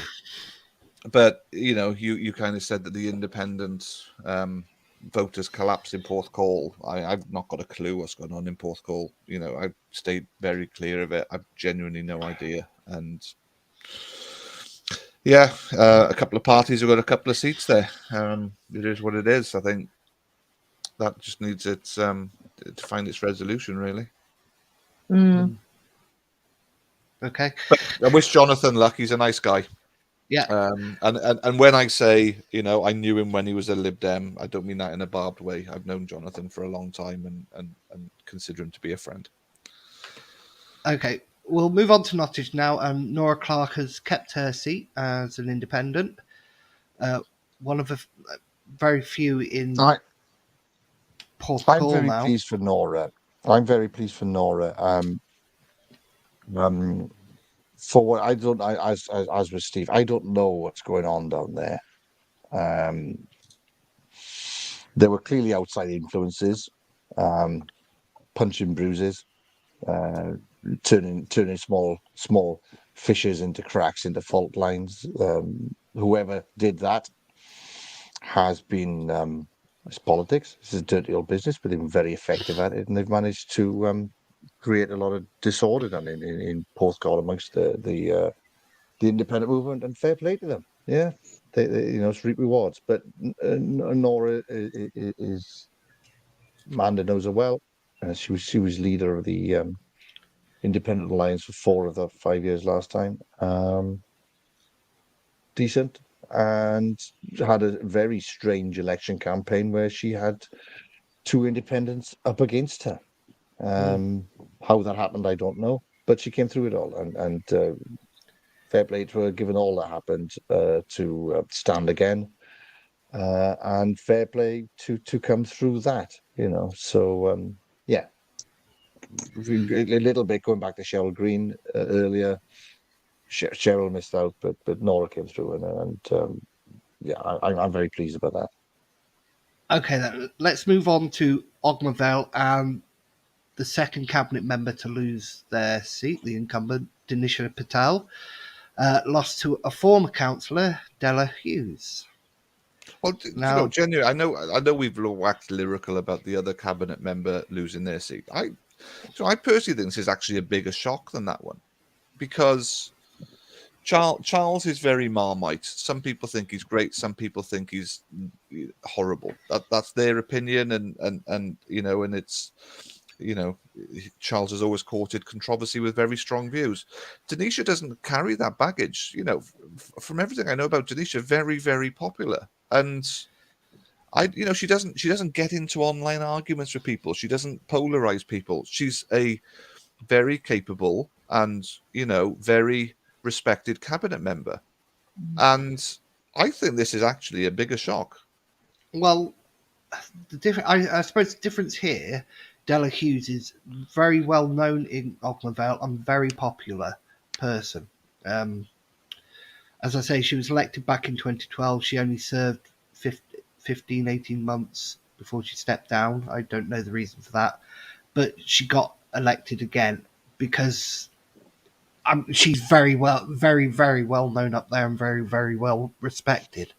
So Amanda knows Della, has known Della for a number of years outside politics, and I had a good chat with her on account, and I'm completely unsurprised that she won. She's really, really good, really good. No offense against, no offense to Denisha. Because Denisha was on Surprise Minor Community Council with me for about a year, so I guess we could call ourselves colleagues. Fine, yeah, professional, capable, competent, but I'm not at all surprised that Della won. okay, next we will move on to Penave. Pencoin and Penprisk, I think. no, we'll bring in the lovely Freya Bledsoe, who, congratulations, got elected this year, along with her colleague and campaign partner, Ian Williams, unseating the leader of the Conservatives in the council, Matthew Voicey. Absolutely. Yeah. You've done what a joy. Fantastic. Yeah. Fantastic there. We're happy. We are happy because, obviously we've sat there, Ian for the last 2 years, myself for the last 5 years, and we've seen the poor performance from the Tories in the area, and we weren't happy with it, So, and I don't think the residents were either. They've spoken, and that's that. They're not happy, and hopefully Ian and I will do a far better job. Well, there's no hopefully about it. We will do a better job. I think we'd have to be pretty poor otherwise. Yeah, so I've got to say, and Steve's exempt from this because Steve's not allowed to talk about this because of familial Move on. links. No, I've got to say, I don't want to sleep on the sofa. The big insult for us is that we're a party. If that's an insult, but if there was a party within a party, it's Team Freya and Ian because they've gone on and done their own thing, and they've certainly since Ian was elected, and they probably started with Ian's by-election. Freya and Ian have just joined at the hip and have just worked their asses off. They really have, and how I kind of get. If you were on the outside, you wouldn't have seen this coming because you'd look at it as. It's Sarah Murphy lives in the ward. You get all of that sort of thing around there. There's quite a sort of Grove Road Labour sort of massive and all of that sort of thing. But no, and then there's the sort of natural conservative areas of that. But no, dream team, absolute dream team. And anyone who was close to this It is always going to happen. To me, And the least surprising result of the night. the funny thing was, That's obviously, twice you've said that now, Martin. everyone. Yeah, but I Look, wasn't surprised. Yeah, but that. Yeah, okay. everyone knows it's it's an uncommon surname. Freya is my wife. However, when Freya goes out on the doorstep with no, Ian, you're my sorry, husband. I am your husband. You're my Okay, husband. right, I am Yeah. your husband. However, when Freya and Ian are on the doorstep and a resident says to Freya, "Well, I've got your leaflet here. I've got one question. If you're married, why don't you have the same surname?" That's how close Freya and Ian Yeah. are. The amount of times we were asked if we were married, I'm like that. No, I'm really not married to Ian Williams. Trust me on this one. People were just asking left, right, and centre. But for the last 3 years, you have been politically, and that's what's recognised, because I see it more than any other. I see the highs, I see the lows, I see the frustrations, I see the tears, I see the blisters, I see And that's just everything. from Ian. Exactly. I mean, Coity was tight, and Coity's slightly different because it's the thing about Bridgend is almost like streets, whereas Coity's communities, and we talked about a long time of that, but oh no, Elcas was tight, and as I said, if you're in the know, apart from the other thing that was least surprising, this was the least surprising. I've got to say, I think Ian is exceptional. If I had anyone else as a running mate, I don't think it would have been A, half as much fun, and B, half as challenging, because that man, flaming Nori, makes me work. I mean, it's no secret that there is an age gap between us. And quite frankly, he's got the energy of a 20-year-old when it comes to going out and knocking the doors and cleaning the streets and doing that. He's fantastic. I mean, I've said this to you guys a number of times, and our opponents continually underestimate this, and they look at Ian because he's quite outspoken, and will sort of go, oh yeah, well he's probably we can rile him or we can get underneath him, we can do this. Ian at 20, or was he 21, faced up against the All Blacks. He played against the All Blacks in 1978. So if you're going to face up against the All Blacks as a youngster, do you think that a local party sort of chieftain is gonna face you? Not in the slightest. And I shouldn't give our opponents advice, but you really ought not to underestimate people like Ian. Well, the thing is as well, and you know what, and I'm glad that we've kind of got to Oldcastle as well, because, and I know Martin mentioned the number of leaflets that Coity put out, and we did it slightly different here. You'd had 2 community councils that weren't contested, and we had town council wards that were. Overall, everybody who stood in the wards known as Bridgend Town put 5 different leaflets out across this thing, which totaled something like 37,000 leaflets. Again, all hand delivered by the candidates themselves. There wasn't a single, not an iota of a mention about the opponents. This was about independence and what they can offer.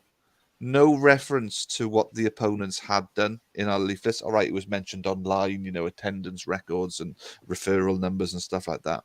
But as far as what went through the letterboxes in Oldcastle and Bridgend Central, it was about the candidates and the positive change they can make. And working alongside Ian and Freya on this campaign has been an absolute dream, because it's been about positivity. It's been ignoring the noise, the white noise that goes on, the rubbish that goes on in these things, and none of us engaged in that. It was about positivity, and trust me, those 2 worked their backsides off.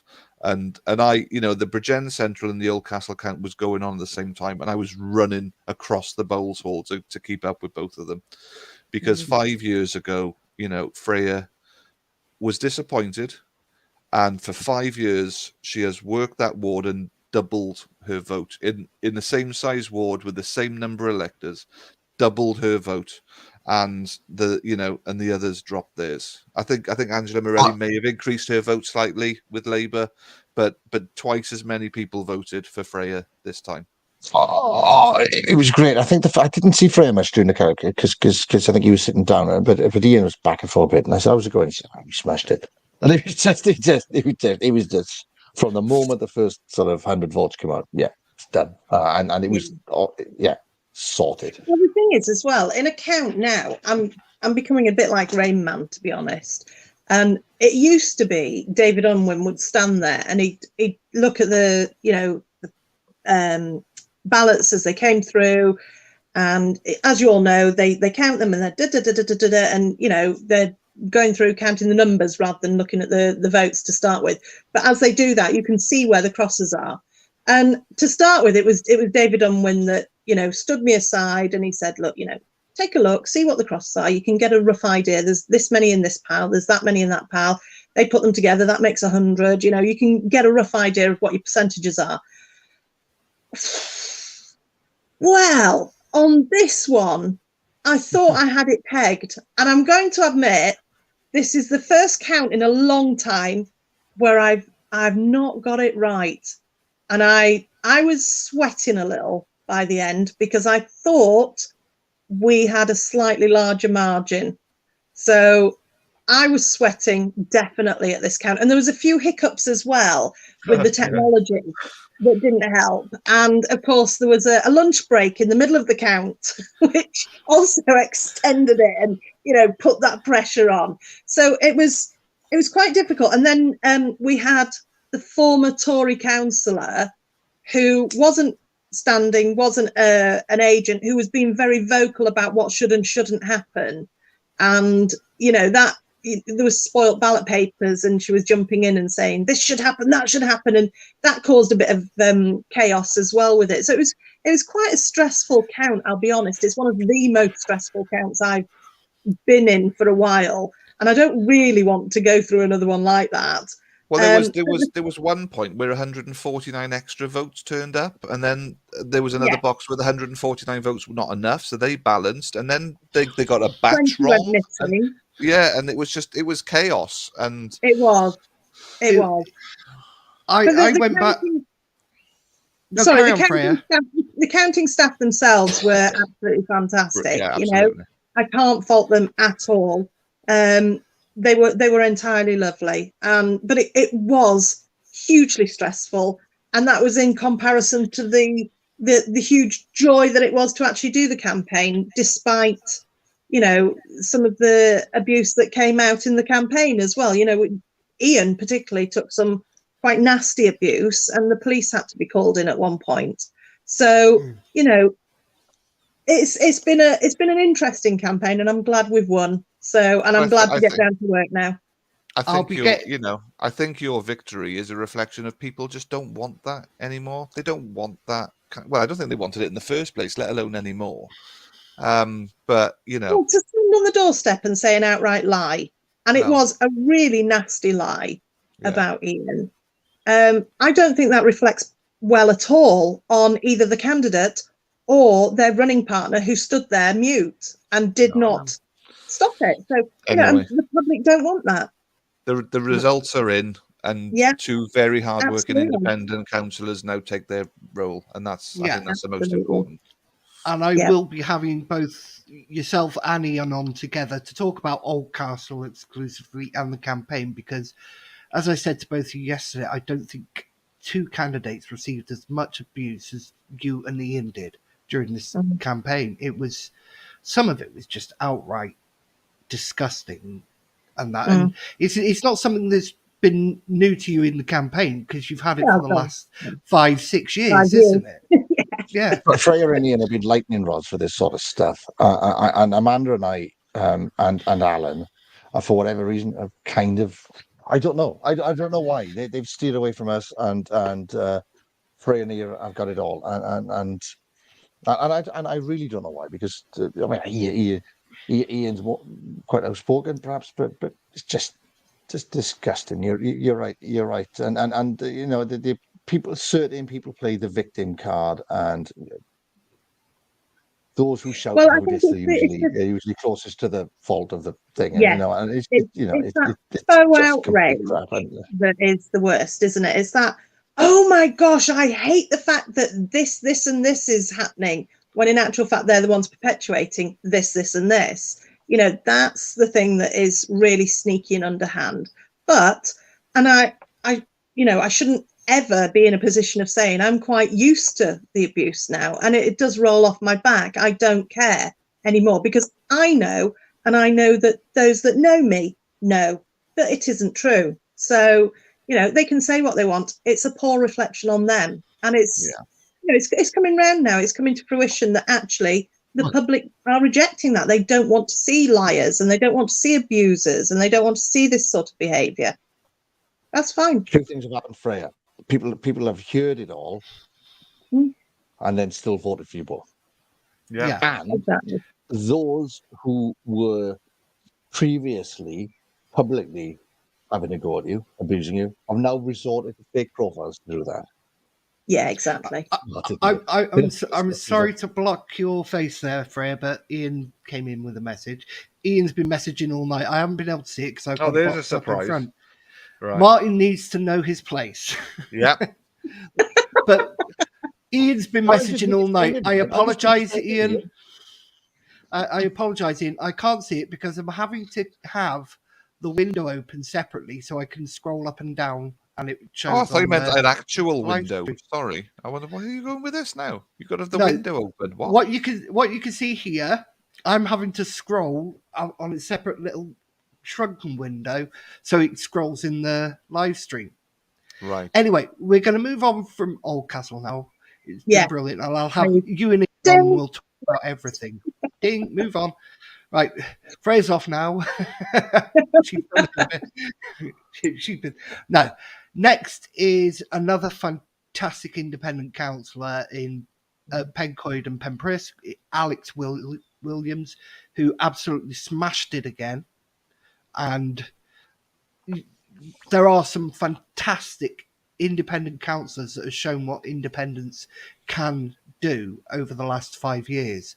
Amanda, Tim Thomas, Alex Williams, and Ross, especially those, have led the way and hugely respected. I did overhear a very funny conversation between Ross and Alex, actually, where they were trying to work out who had the largest majority. Because I think they both won by about 1,000. And then once the figures were sorted, it was like, well, proportionally, as a percentage, I think I would have got more. And it was just one of those really lovely, light-hearted moments where two people who were obviously good friends were rightly rewarded for 5 years hard work. And it was lovely to see two fantastic councillors re-elected to serve the communities they represent, and what lovely guys they are. Yeah, I'll also say Melanie Evans and Richard Williams, both Welsh Labour, took the other two seats. Another missed opportunity. Yeah, sorry, another missed. If Alex can win by whatever he did, well, missed opportunity. There we go. Lesson learned for next time.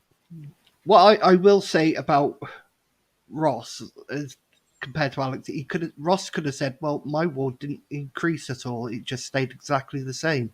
You had Pencoed added to yours and Hendra. So but that's Amanda. I mean, go back. This isn't a pissing competition now, but Amanda had 1,000 more votes than she had last time. So I think it's join that. And there goes the neighbourhood. Yeah. Local respected politician. It's lovely to see Alex come back. He is a hardworking councillor, like you say, and I think he's done really exceptionally well. So, I'm looking forward to working with him. Okay, next we are moving on to Penavey, and Heidi Bennett won that. One of the directors of Barvo, I believe it is, and on the Newcastle Higher Community Council. I'm disappointed. Yeah. I'm disappointed for Neil. I'm disappointed for Neil up there. And Neil had a lot to say, and some real passion for real passion for the cause, really. And I was so very disappointed in that. I can't say I don't want to say I'm not surprised or surprised. It was another Conservative missed opportunity, wasn't it? Really. Well, Penavay's a bit of a fortress, and it's a bit impenetrable. I remember in 2017 we were seeing, well, who will stand in Penavay. They control their Facebook group very tightly. It's almost like in some ways it's almost like a sort of city in the clouds. Very difficult to penetrate that, and Heidi did that very well. She circled the wagons, created a bit of a fortress for herself, and She's came through. she's There you go. very high profile person in the community. Works very hard and has been rewarded by getting a lot of votes. And I think takes her place in BCBC. Very highly thought of in the Labour Party. I'm sure we'll be seeing a lot of her through a number of different positions within a controlling administration. Very much an enforcer. I Indeed. think you see on social media when people seem to struggle, they send Heidi and sort of bring them back in the line. So that'll be interesting. Anyway, I'm looking forward to working with her. Yeah. Well, I don't think that we won't be seeing Heidi as a cabinet member. I think we absolutely will. I think she's obviously senior in Barvo. She's got that experience, and I think that she's going to do very well at the role. So, and I suspect we're going to see her in cabinet. Yeah. Next, we've got, excuse me, Porthcawl East Central. That was taken by Neil O'Farr and Graham Walter. Now, Graham Walter is the former mayor of Pencoed. He used to be independent. Porthcawl, Pencoed, too many P's. Porthcawl's and Porthcawl, the independent town council. He was the mayor, and now he stood for Welsh Labour. Labour have taken 2 seats there. Another that it was independent previously. That was Brian Jones, I believe it was there. Brian Jones and Steve Maitland-Thomas, yeah. Yeah, and both of they've lost their seats now, and it's taken by Welsh Labour. As I said earlier, I think as I said earlier, I think external forces have exploited differences in Porthcawl. You've got me going now, Pencoed. Have exploited differences in Porthcawl. They've been very successful at doing so, and great to see Graham. Who thought that the parties were not the answer, now realise they are the answer for him to gain elections. So fair play to him. I look forward to working with him. Yeah, I mean I've known Graham for a long time. I know Steve, I know Brian, I know quite a lot of people there. I go back to what I said earlier. I got no clue what's going on in Porthcawl, and that was a deliberate ploy from my part. I wanted to concentrate on Bridgend Central. There was no benefit me trying to get involved in what's going on in Porthcawl. That's for people of Porthcawl to worry about and talk about. It's whatever comes out in the wash down there will come out in the wash, and I just hope that the residents are considered and everything else. That's fundamentally why we all do this. Yeah. Next, we move on to Porthcawl West Central, another independent actually keeping their seat this time, Sean Aspey, taking the vote again. He was voted in originally in 2012, I believe it was, and won re-election 2017 and has done it again. One of only 2 independent. Well respected. Yeah, well respected, independent. Seems to have somehow got through it's a little bit like Nora, but I think Nora had a bigger fight. I think Sean seems to have come through the melee unscathed. So fair play. Well done, Sean. Yeah. Okay, then. Pyle, Kenvick Hill, and Kevin Cribble. We have sorry. Big surprise in Hugh David keeping his seat. Yeah. Jane Gebby and Michael Kern. I feel sorry for Red Reese. I don't know his last name. Watkins. Watkins. Reese Watkins. He was very red the other day. I think he'd been out in the sun. Yes, and David Unwin also stood in in Pyle and Kenvikill as well. And Fair play. He kept that secret at the very end. The very, very end. I didn't David know. said, no, why not? Well, I mean, who David's not going to lose that easily. Huge investment in Kevin Cribble Rugby Club, and huge family fair play there to as them. well. Yeah. Jane Gary doesn't live there. He lives in Aberkendrag, I think. But clearly, Yeah. well of in that award, and Michael Kern, I don't know him, Amanda knows him a little bit, and Kept decent his guy. seat. Hard on Reese, but we're speaking to him yesterday. He's really determined. He's not Yeah. giving up. Really determined. Mm. And it's a new award, so let's see what happens in 5 years' time. No, and The you what- know, again, it's the same situation. You've probably got 2 cabinet members there. I would have thought from the list of those that have won. I can't see Yeah. Jane or Hugh not being in the cabinet. Huge challenge for Reese. So much respect for Reese.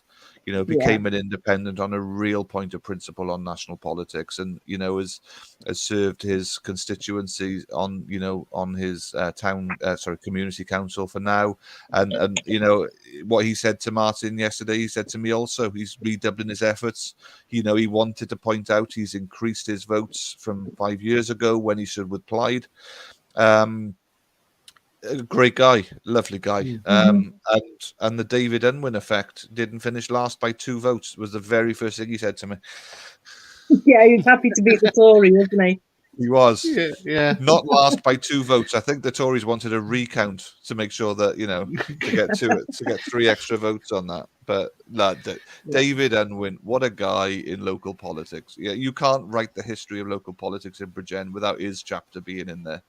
What a I said fantastic being. Lisa Lewis was a machine earlier. I said Lisa Lewis was a machine earlier, I think, and but David Endon is I would look at some sort of mega machine, a whole factory. He is. It's just unbelievable.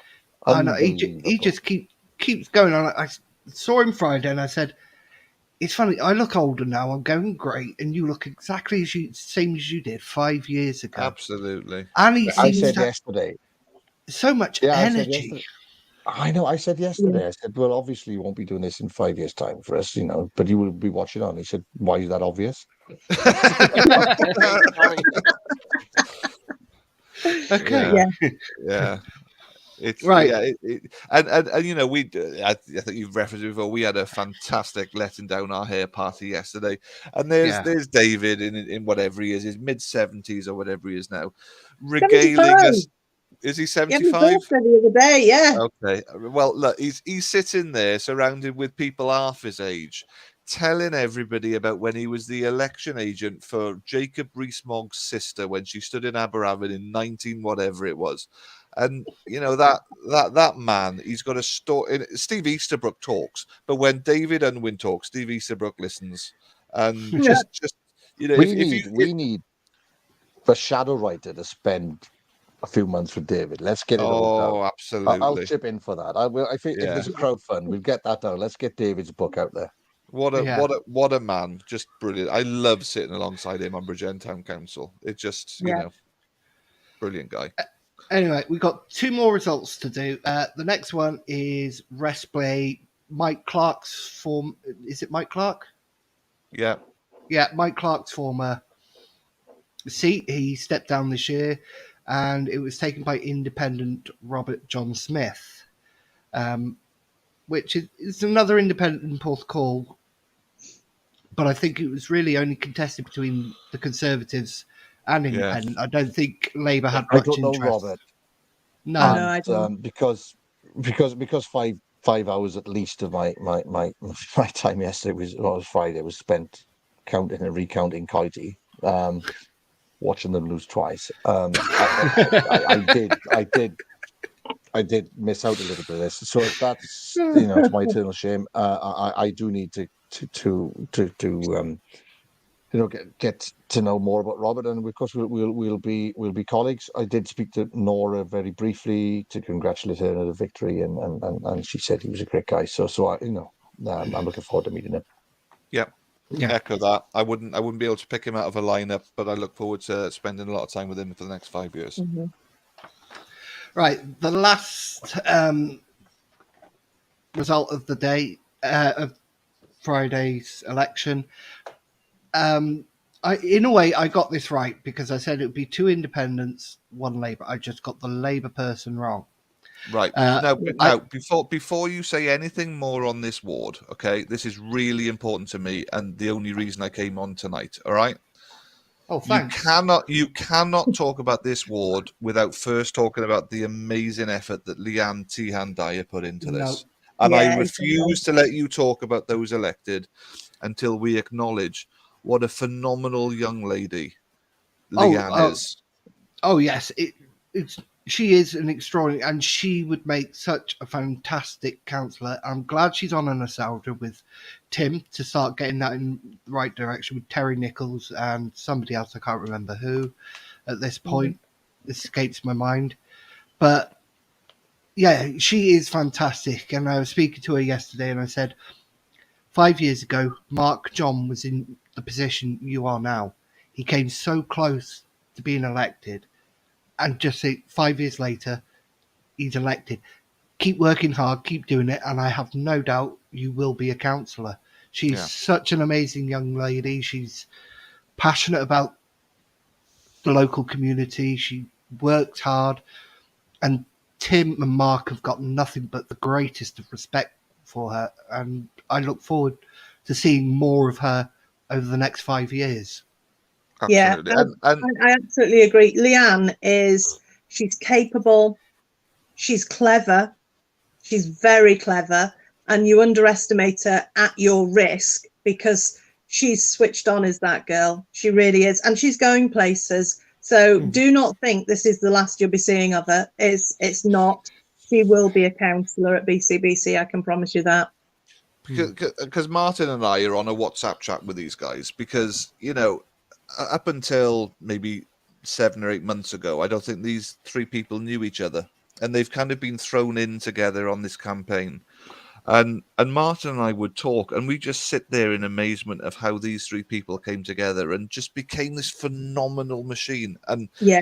and Martin has mentioned about the Freya and Ian machine, but these are 3 Oh people. no, their team's And better. Yeah. yeah, do you know? I mean, Mark. I mean, you could, you know, somebody would give Leanne grief online, and Mark would be right. Let me at them, and they just became this amazing, almost like family, didn't they? It was just amazing to watch. Brilliant, Yeah. brilliant. And I'm surprised. And again, it's like Oldcastle. If you know, you know. I'm surprised that anyone, and I'm sure local reporters and sages will say, "God, we didn't see that coming."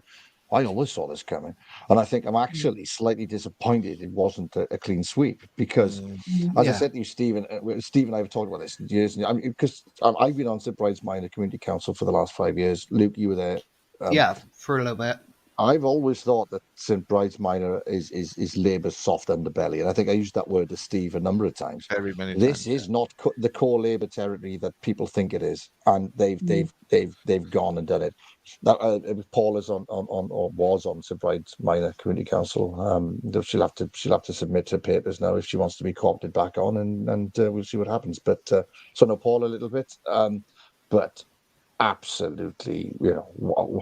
If anyone who knows anything about this area is surprised at this result, then they don't know the area. Simple as that. You know, then my only real surprise that it wasn't a clean sweep, and I mean that the strength of the team, the fact that this isn't strong Labour that they think it is.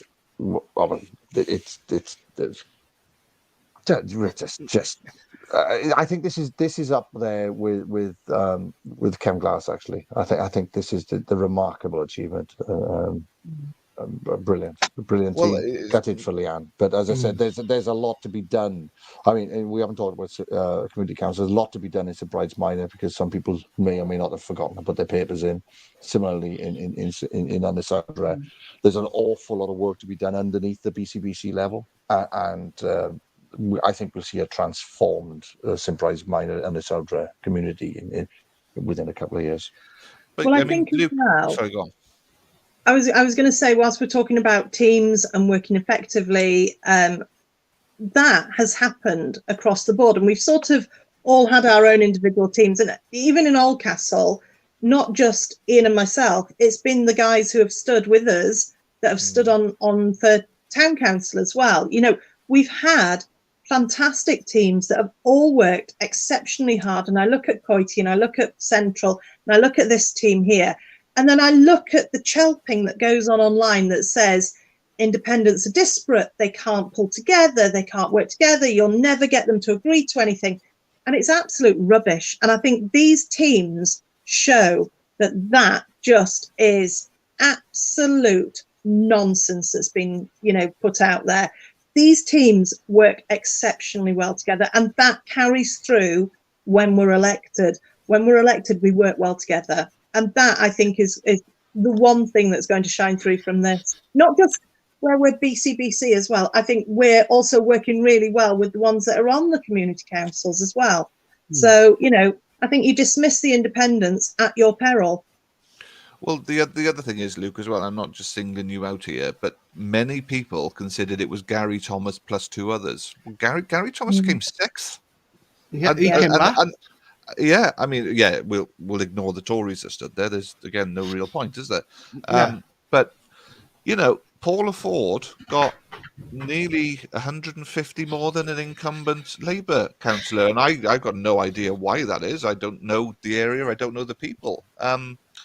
But that is a shock in that respect. You know, out of six credible candidates, Gary finished sixth. I don't know. I honestly don't know what that is. But you know, Leanne, amazing person, and just a pleasure to have worked alongside. To be honest.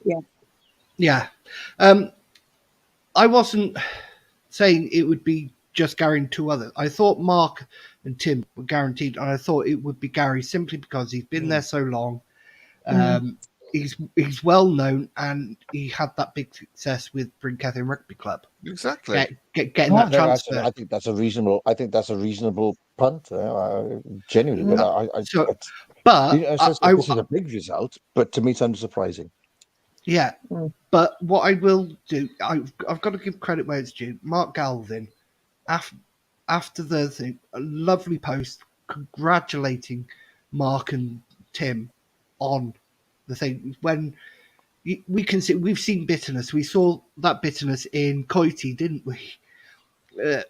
Not a nice post after by somebody. But Mark Galvin, I've got to give him the credit. It was due.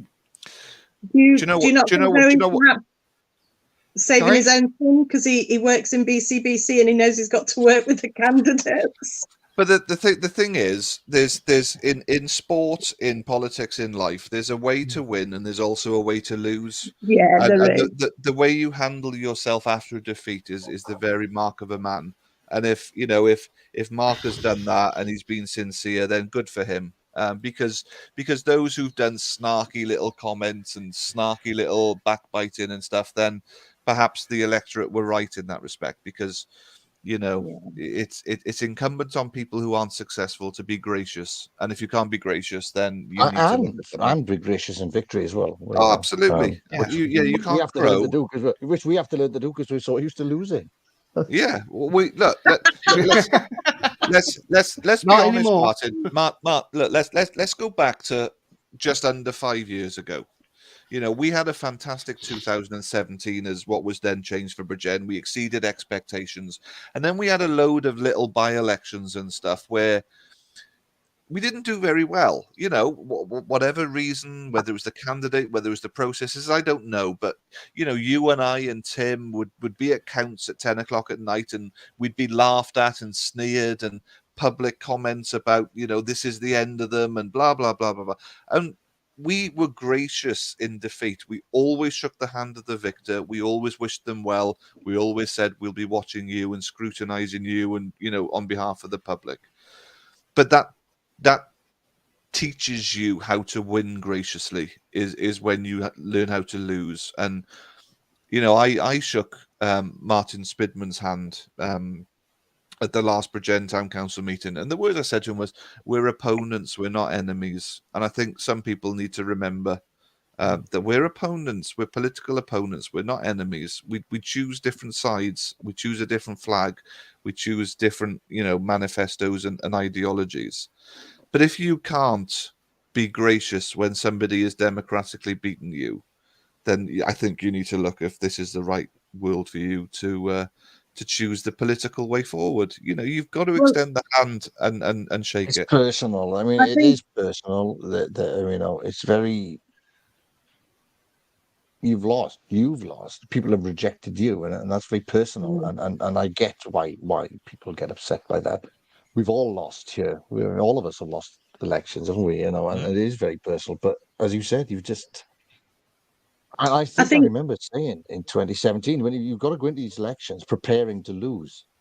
yeah. That's you shouldn't be pessimistic, but your first thought should be, how will I deal with this when I lose, and hope you win. And I think I, a lot I of don't, people who I encountered, unfortunately, on Friday went it was the opposite. But there you go, there you go.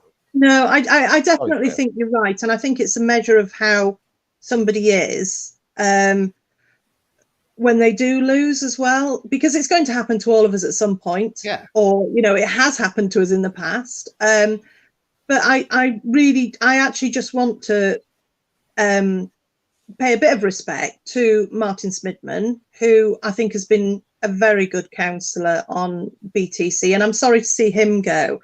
And also Robbie Thomas as well. I'm quite sorry to see go, because he too has been, he's been a nice guy and is Yeah, made for a I pleasant don't know chamber. I don't know Robbie personally, but obviously he stood against me and Amanda and Alan in Mm, Coity. And again, I don't want to say too much, but Robbie, who I know Robbie's family. Robbie's originally a County boy before we probably moved before I even moved in. But came up was extremely gracious, mm, and so yeah, I am really disappointed he got nothing out of the whole day. You know, I am yeah. really disappointed about that. But I no, don't think it'd be the last we see of that's the either of game we're them, playing. You hopefully. know, that's the game we're Yeah, playing. It's And brutal. it But is, no, fair play to Robbie. You know. yeah, and apart from the paper candidates who, as I say, probably don't even know where the ward is, that they think we all get into this to try and help the community, you know, and none of us do this for the huge financial rewards, because they don't exist. You don't become a BC councillor for a huge amount of money.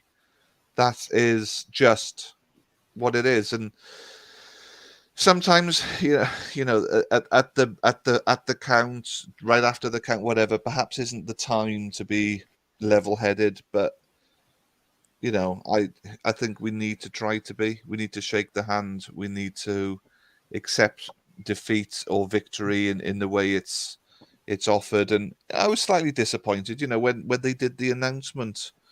When I lost at the Senedd, when I lost at BC in 2017, I went to the declaration and I shook the hands of those who bested me.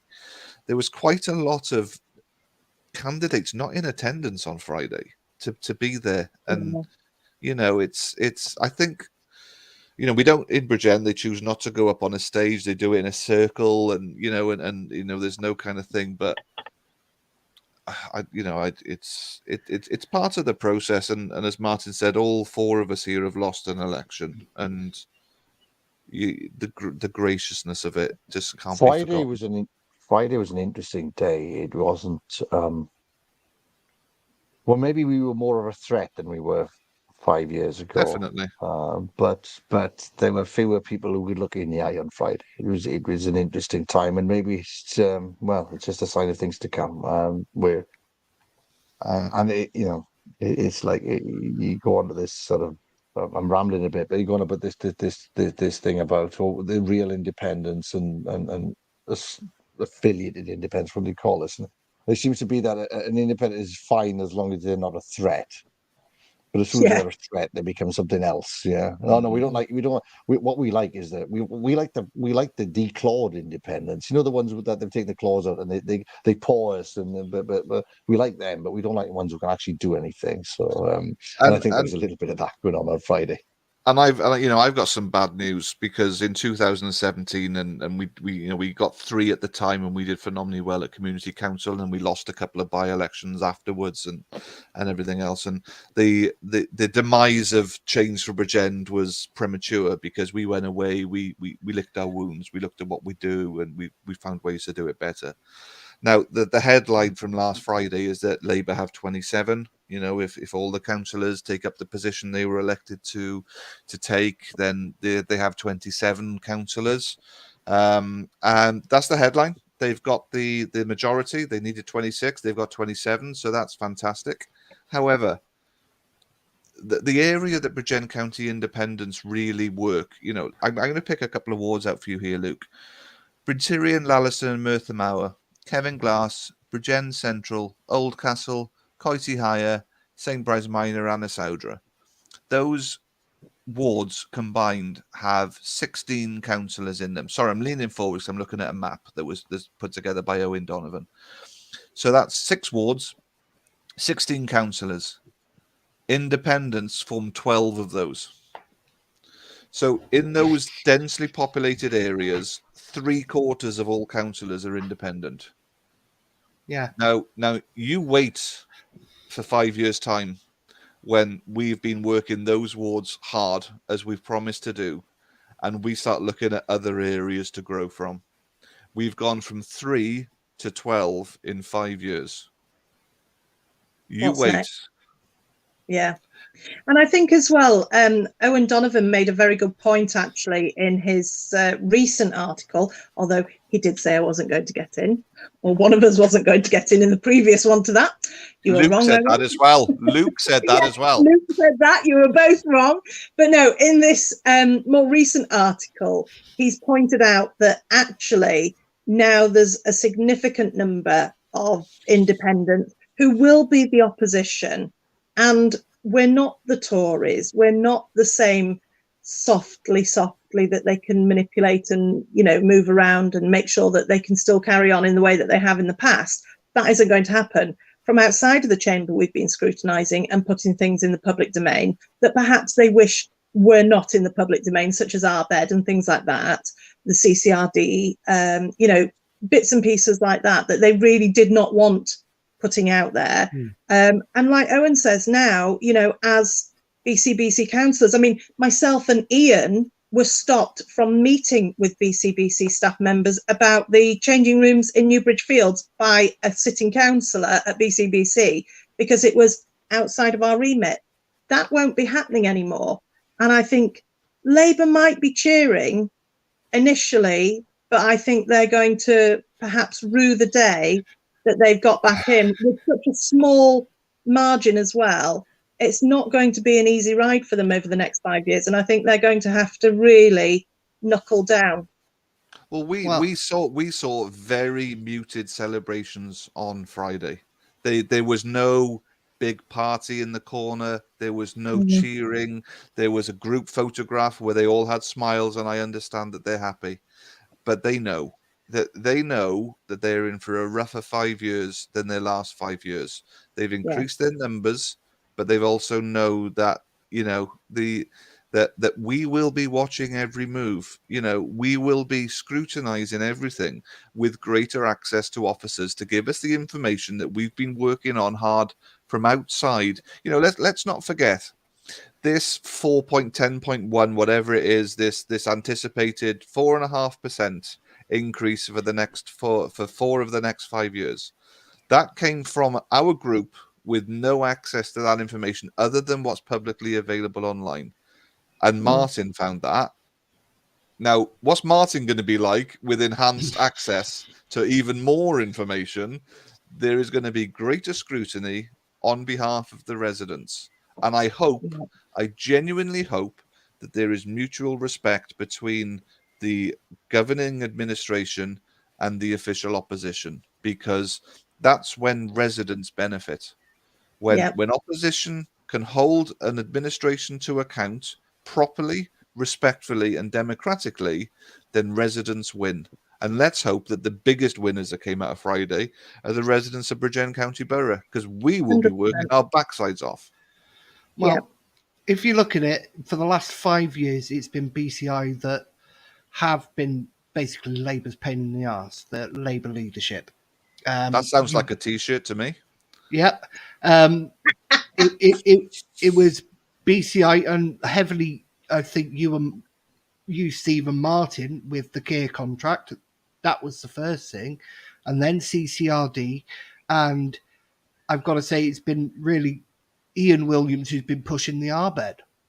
And now you've got 12 in there, 12 BCI affiliated. Plus, when you get people like Alex Williams and Ross Penhale Thomas as well, they've got a stronger opposition than they've had in a long time. A long time. Yeah. But good opposition creates better administration. That's a rule of politics, you know. And when we look at what's going on in Westminster, and we pride ourselves on local issues, you have a poor administration and a poor opposition, and you know that's what's causing the problems that we're seeing nationally.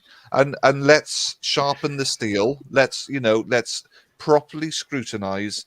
Let's call out what needs calling out. Let's support what needs supporting, and let's all try and make sure that 51 councillors know that they're going to be represented, because there's lots of questions to be asked, Luke. You know, Yes. What's been our big rallying cry, the Cardiff Capital Regional deal?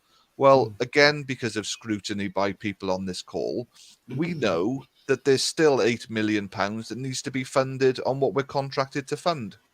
So where's that coming from? And we also know that the plans for Bridgend is to be a dormitory town, a feeder town for Cardiff. Well, it's in there. That aside, yeah.